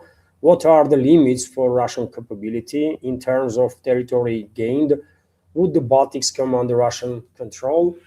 Oh, that's a big question. That's a big question, Scooby. Of course, it depends what we mean by Russian-NATO war. If it's US too, if US is involved, then that's extinction level event. Period. I mean, if US is involved, there most likely humanity will extinct because we will nuke each other to the death. And aftermath of nuclear exchange going to be so terrible for this planet that probably on the surface, in 3 to 5 years' time, very little from life will remain under the ground. Yes, some bacteria and stuff will probably survive, but that's about it. That's a full-scale nuclear war between Russia and NATO if US is involved, because what will survive from initial nuclear explosions and the consequences, immediate consequences, will be finished off by nuclear winter and consequences of the nuclear winter, which will last at least 3 to 5 years, probably 10 plus years. No one really knows because humanity has no experience of it, right? And hopefully will never have. So that's the one topic. If US is involved, that's an extinction level event. No one gonna win, everyone gonna die. Most likely. Maybe by chance some people somewhere will survive and they will build their new civilization, maybe, but chances of that are probably next to none, if you ask me. If there is a war between number of European NATO member states and the Russian Federation, if globalists will actually go for it as they plan, then of course Russia will most likely take certain territories of Finland, Baltic states, Poland. For sure. I can show you on the map what I think about it. So if you take a look at the map, Scooby, northern part of Russia, that look, Russian ports in the Leningrad region are can be blocked relatively easily if there is a war, right? And if such a war will happen, Finnish capital may become uninhabitable. Helsinki, which is located literally there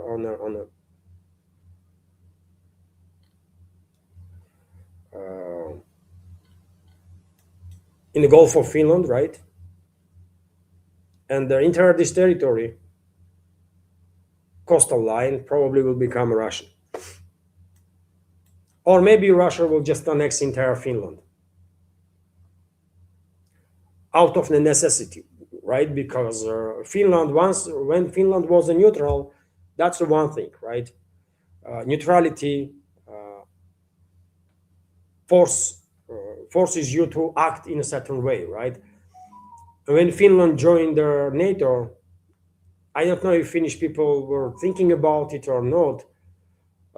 Finnish leadership definitely did not care about it. But once Finland became a NATO member state, that created a fundamental threat, existential threat for Russian Federation in terms of naval access to Baltics and then through Baltics to Atlantics, right? And therefore, if war actually happens, then Finland and Baltic republics probably will cease to exist on the political map. There is two scenarios. They will lose a significant portion of their territories, coastal lines mostly, or they will lose their statehood whatsoever.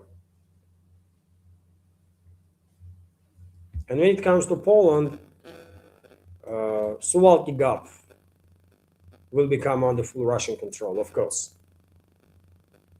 This is a territory that links Russian Kaliningrad region and Poland, Russian Kaliningrad region and Belarus through territory that is now Poland, and you can take some territories from Lithuanian side too. This is the Suwalki Gap. That's a settlement. Suwalki is here, right? This is a small town is Suwalki. That's why this area called Suwalki Gap. So this is at least what's gonna happen, and of course there can be no doubts that Russia will beat the crap out of European NATO member states. I mean, there is no doubts about it. Not even for a second, not even for a millisecond. They have no freaking chances whatsoever. And it will end there much faster than a special military operation. Because it's going to be different type of war, man. If globalists will dare to actually go ahead with this level of provocation, and if they will initiate this war between European NATO member states and Russia, and if US is not involved, then Finland, Estonia, Lithuania, Latvia will either lose significant portions of their territories, or they will lose their statehoods completely. Poland will lose some territories, Suwalki Gap, namely, maybe a little bit more on the Baltics as a compensation, right? Could happen, man. And other countries will be smashed. Other NATO member states deep into European part of Eurasian continent. Other countries might get smoked in levels that they cannot even imagine. And they will strike us too, by the way. They will try to bring some heat, for sure. And of course, we will have casualties. We will have to deal with certain issues, but we're gonna take care of it, man. Right? War between Europe and Russia gonna be relatively faster,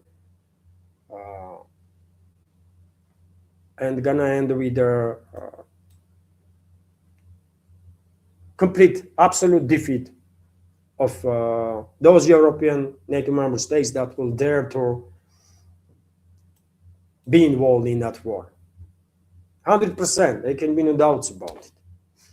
If anybody in Europe actually thinks that they can defeat Russia, come on, man. Come on. I mean, you cannot be that delusional, man. It's not even funny, right? To say something like that. So that's what I think about it.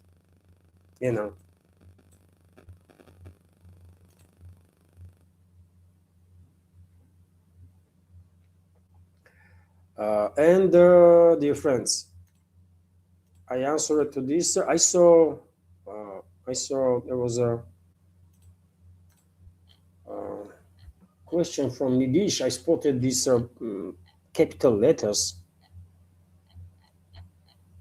Where is it, man? Okay, I saw it. Nidish Kumar is commenting, Levan, good news, Indonesian parliament committee said the government can't sign documents regarding blanket access to airspace without introducing bill in parliament. Well, thank you for sharing, Nidish. Good news. Yesterday it was, isn't it? I said that I'm a bit skeptical that Indonesia will agree on that. And well, this news at least confirms that Jakarta is in no hurry to become a tool in the hands of Washington against China. And that's already not bad. And by the way, Indonesia is a massive country with the highest Muslim population in the world. Many people may don't know, but biggest by population country in the Muslim world is not in the Middle East, but it's in the global south. It's Indonesia, right? 300 plus million people are living there, if I remember correctly. Mostly Muslims, right? And it's a big deal. Indonesia is a big deal. It's a very, very serious country with tremendous potential, And just recently, Indonesian president was visiting Russia, literally a few days ago, by the way. There was a meeting between Indonesian president and Russian president, and there was a number of agreements reached, including about cooperation in energy fields. So Jakarta quite effectively secured itself during these crisis times, right? So they're gonna have some needed energy, basically, right, from Russian Federation, which is gonna be beneficial, of course, for both sides. I mean, all I want to avoid in terms of energy exports is China to become extremely dependent on Russia, because I think that's a risk that we cannot afford. Neither us here in Russia, neither them in China, right? We cannot allow this to happen. Cooperation, great cooperation, okay, good, brilliant, right? But we cannot allow Chinese dependence on Russian energy to reach 50% and higher, because it's just too freaking risky. We don't need that. Other than this specific moment, let's do business, let's do trade, cooperate, it's all good, right? And in terms of Indonesia, I mean, there is no limits of cooperation, and therefore I think Jakarta will definitely try as much as they can not to become a tool of the Western ruling class against China, because we all understand how deadly that might be, and probably will be for other regional countries that already are politically captured by Western ruling class and are tools in their hands, right? Take a look at the Philippines, by the way. I mean, how they are acting, how insane their act is.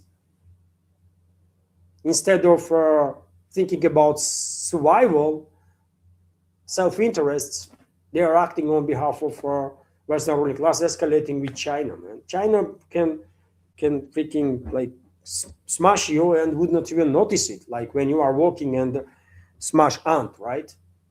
You're not gonna notice that you just step on an ant. That's the difference between China and the Philippines. But yeah, tell this to those idiots that are in charge there. Taiwan is a bit different story, because Taiwan is a Chinese territory, right? Taiwanese are Chinese, and it's their internal business how they're gonna deal with each other, right? But Philippines is a separate state that formally gained independence like after Second World War, isn't it?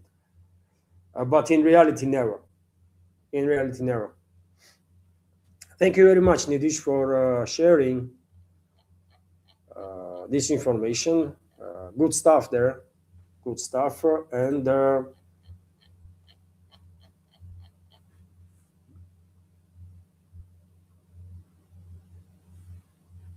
And by the way,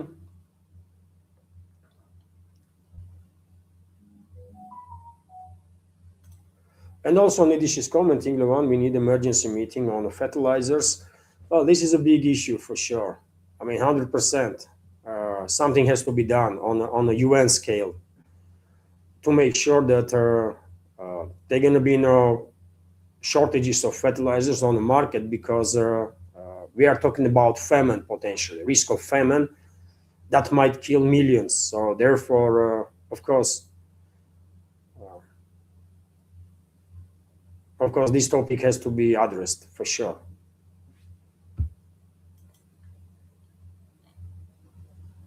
I don't think US leadership cares about it. They should, but I don't think they care about it, even though they are heavily dependent on imports of the fertilizers. But other countries that are led by more serious people, other countries should get together and work out some means to make sure that every country all over the world, everyone will have fertilizers to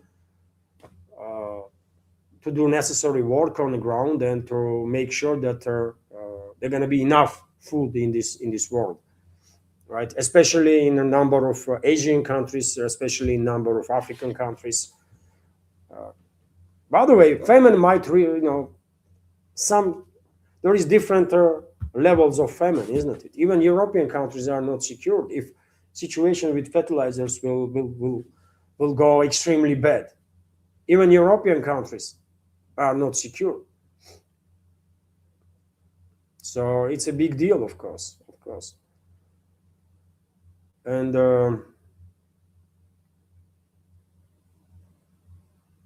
South America as well, Nidish, I agree with you, of course.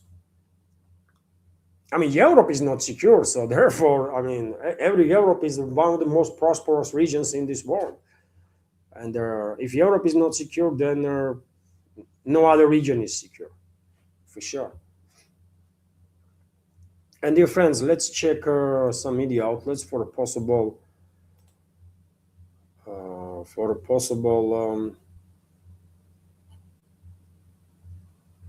breaking news. So let's check RIA Novosti, for example.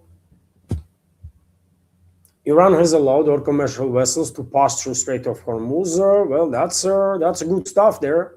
That's exactly what I was saying, by the way, weeks ago, that politically it will be a very profitable, I think, strategically positive step from Iranian side, if they will just open the strait and let everybody move around freely, right?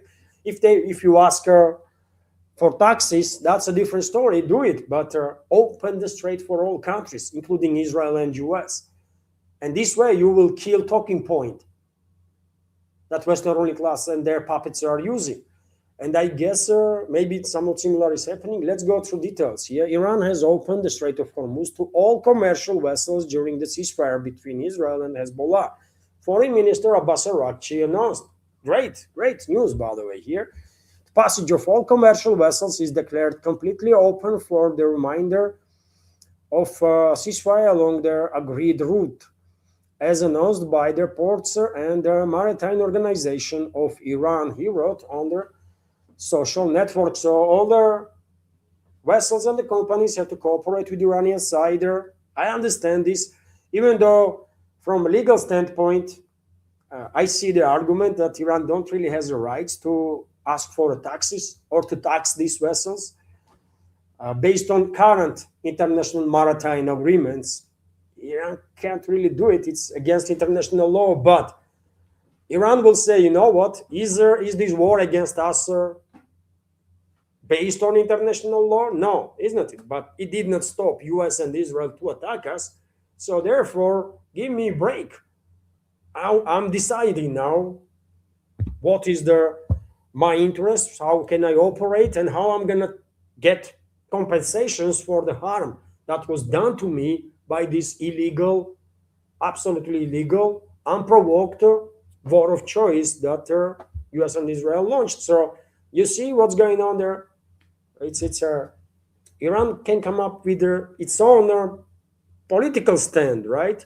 Although from legal standpoint, by international norms, neither a US-Israeli aggression can be ever justified And also, current international maritime law also says that this strait cannot be hijacked by anyone's side. But yet again, Iran has the arguments, and I can understand that argument, man. If US says that they're gonna pay compensations, then Tehran might say, yeah, okay then, pay us. I don't know. One number that I saw recently was 250 something billion. That was preliminary data about damage that Iran suffered. Maybe a real number is like 300 billion. They still counting probably, but whatever it is, if US agrees to pay, okay, Iran might say, or we're not gonna impose no taxes on the strait, but I don't think US will ever agree to pay for anything. So therefore, Iran will definitely try its best to get the compensations one way or another. But this information is good. This information is good. Great, actually. Right political step from Tehran for sure. Let's check TASS news agency what they are reporting about. Again, same report. This is breaking news, of course, for now, that Iran opening the Strait of Hormuz to merchant vessels, as long as there is a ceasefire in place between Israel and Lebanon. And I guess ceasefire gonna be extended between Iran and the US also, because yet again, globalists, neocon-Zionists, they still need a couple of more weeks to reload, and also to prepare ground to bring in these European NATO member states. So probably ceasefire will be prolonged. The prices of Brent crude oil on ICE fell below $88 for the first time since the March 11. Okay, that might be good news for the global economy, but yet again, remember, to return to previous before war levels of their oil supplies from this region, 2 years probably will be needed. So therefore, this is a speculative numbers, of course. In reality, high energy cost will remain in most of the countries in this world for many months to come.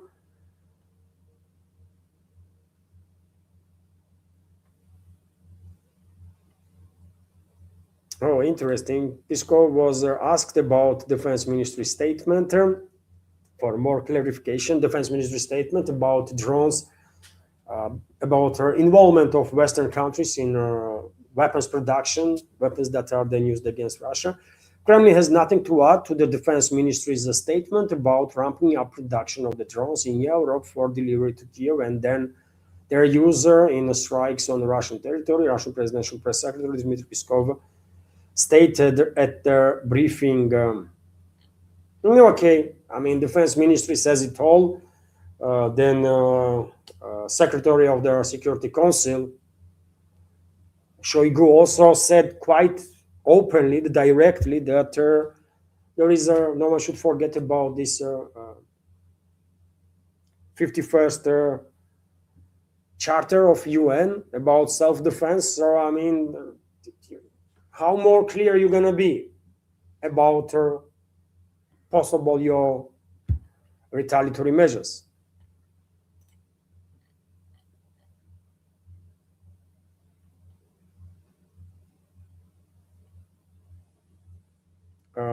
Magyar, future Prime Minister of Hungary, said that Druzhba pipeline deliveries to Hungary may resume next week. We will see. We will see.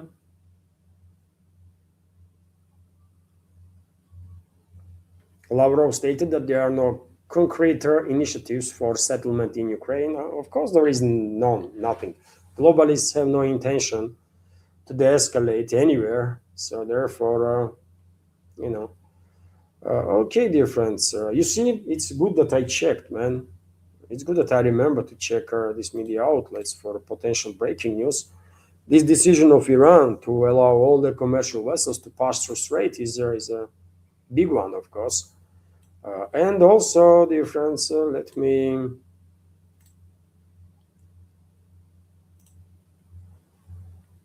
go through some Telegram channels.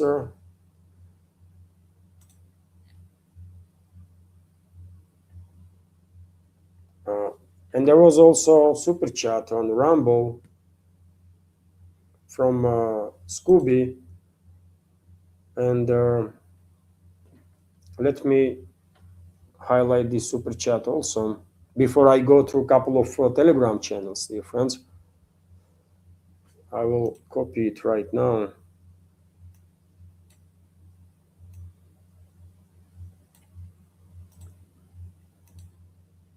I hope you liked the program, dear friends. It was hopefully informative enough, good enough, and our conversation is it's interesting to me. Nidish just tell us a few minutes ago, remind us importance of this fertilizer stuff, which is absolutely, I mean, cannot get any more serious. Nidish also informed us about Indonesia decision of parliament there that they're gonna take time, not gonna give up on their independence, let's see, and become a tool to Western ruling class, at least without a fighter. All the other comments that we exchanged, dear friends, interesting. So if I find it interesting, hopefully you find it interesting too.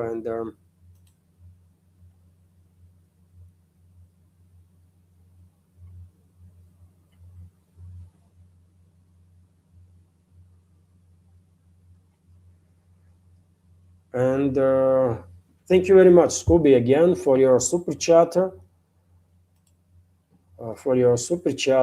And another super chat and another $2 donation. And Scooby is commenting, I'm not supportive of it, but does it occur to you that Russia is engaging in VPN bans and internet control because of this possibly fifth column issue? Well, I spoke about this, isn't it? It didn't just occur to me, but I actually said there in one of my previous videos that this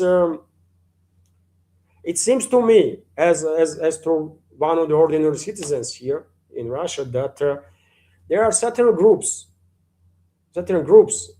influential groups here in Russia that are kind of trying, while hiding behind the patriotic some slogans, are actually generating some tensions inside the public.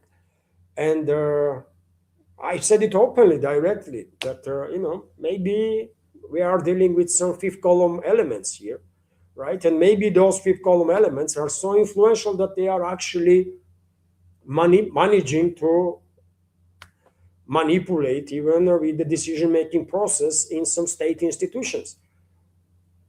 And maybe that's where roots of this fight against the internet is coming from.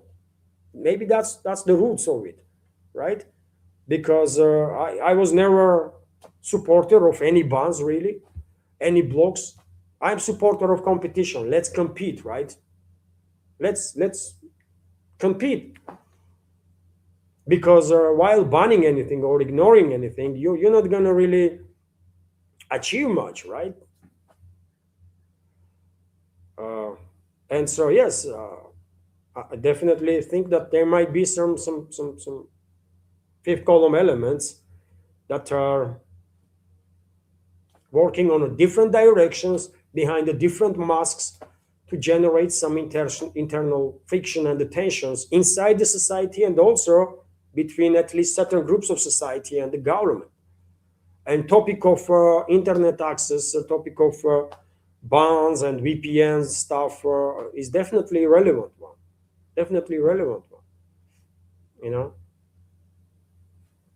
And I don't really see how all this situation that we are facing here in Russia in terms of internet access and blocking of all sorts of platforms and also VPNs, how this is helping Russia or the Russian people. I just don't get it. Maybe I'm just idiot.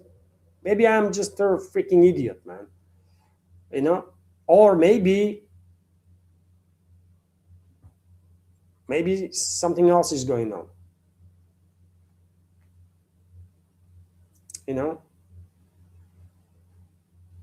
So should be better ways, man. Should be better ways, I think, you know, to deal with certain issues that clearly are generated by certain platforms.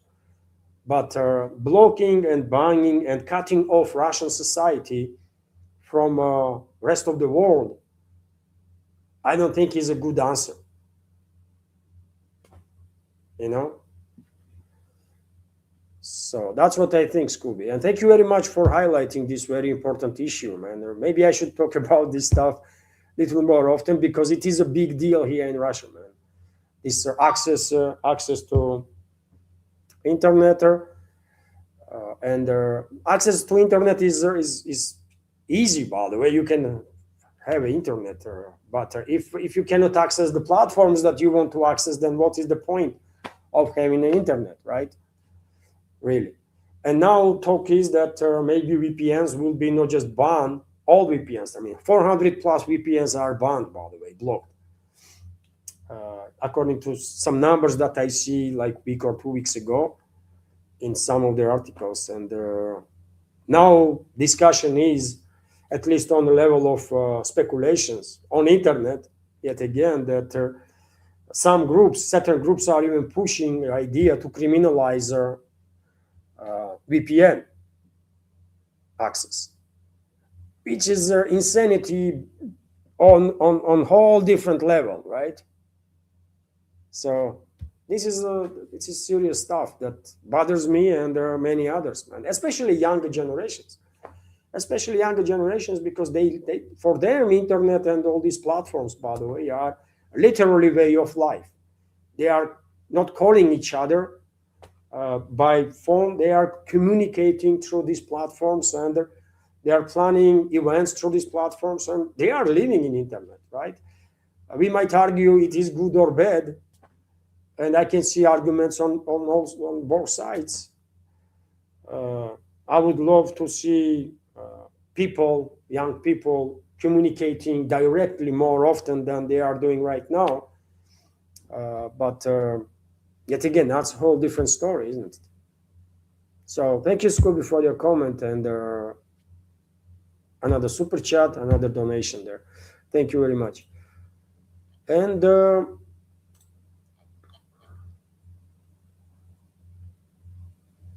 dear friends, let's check.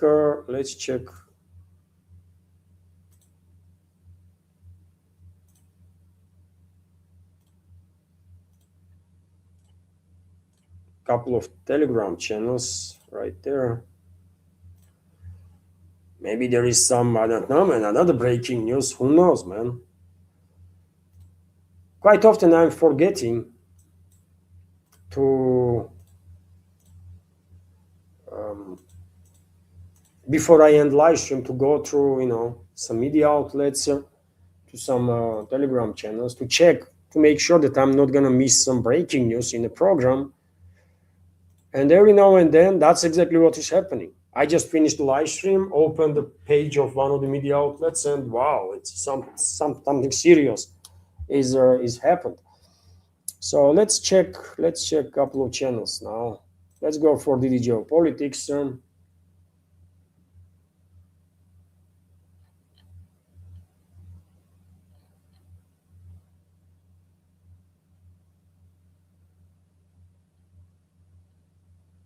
Lebanese are removing Israeli flag in southern Lebanon. U.S. Army bombardier Artemis II aircraft is currently operating over the Black Sea to conduct intelligence, surveillance, and reconnaissance. Of course, in support of Kyiv regime. And then someone will say that, well, the U.S. is for the escalation. Really? And what this plane lost over the Black Sea then? This U.S. military plane. And also there is a British RC-135W River Joint Long Range Signals Intelligence Recognition Aircraft and NATO E-3A Centauri AWACS, basically US AWACS plane that are operating in the Black Sea. What are they planning, man? What are they freaking planning? Maybe this night, or this evening, or night, or tomorrow, NATO countries will orchestrate some massive long-range attack on Russian Federation, more massive than usually they do on daily basis, because free surveillance planes of different type simultaneously, definitely not random stuff there.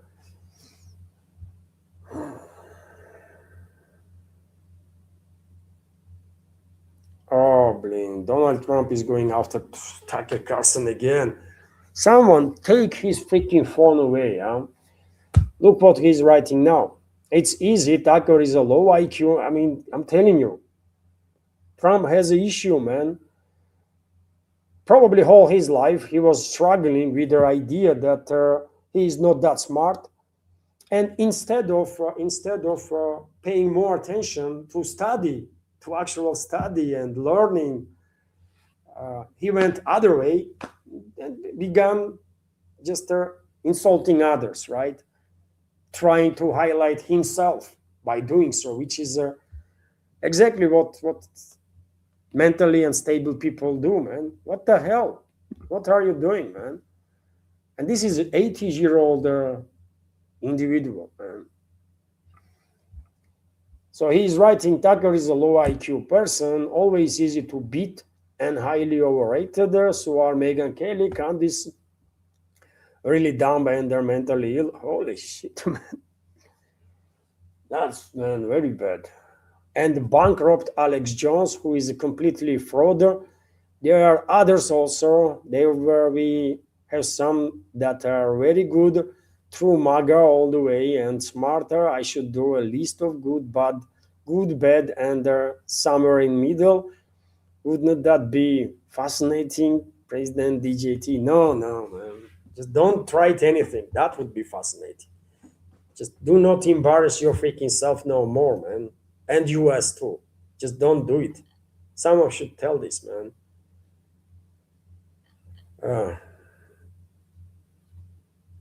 Iran just announced that the Strait of Hormuz is fully open and they're ready for passage. Thank you. Well, at least he writes something good, man, there. Okay, I can give him that. Goodness me, man. What's wrong with him? How many posts he wrote?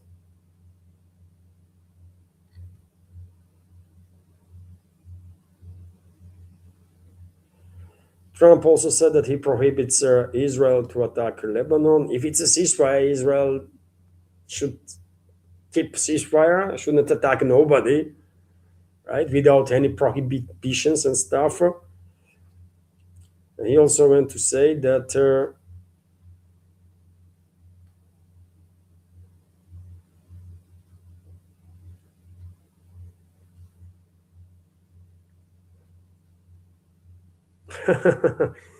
now that the Hormuz Strait situation is over, I received a call from NATO asking if we would need some help.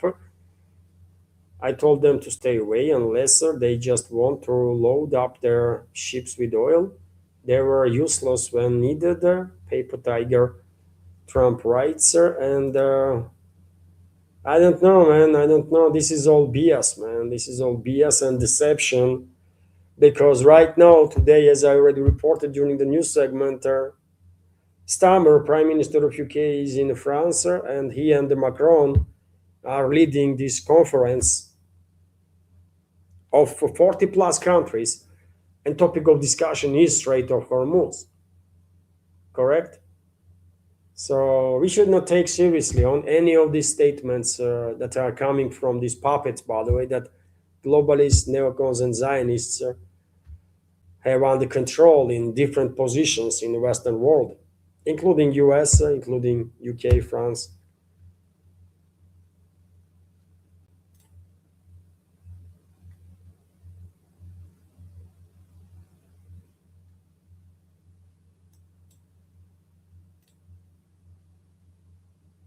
Okay.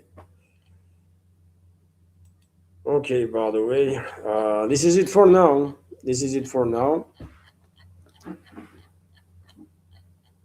Let me. Hopefully you liked the video, dear friends. Hopefully it was good, informative, interesting. Let's remove this also. And dear friends, before I go, let me wish you wonderful day and great upcoming weekend. Thank you very much for your time and attention. Take care and see you tomorrow. Bye.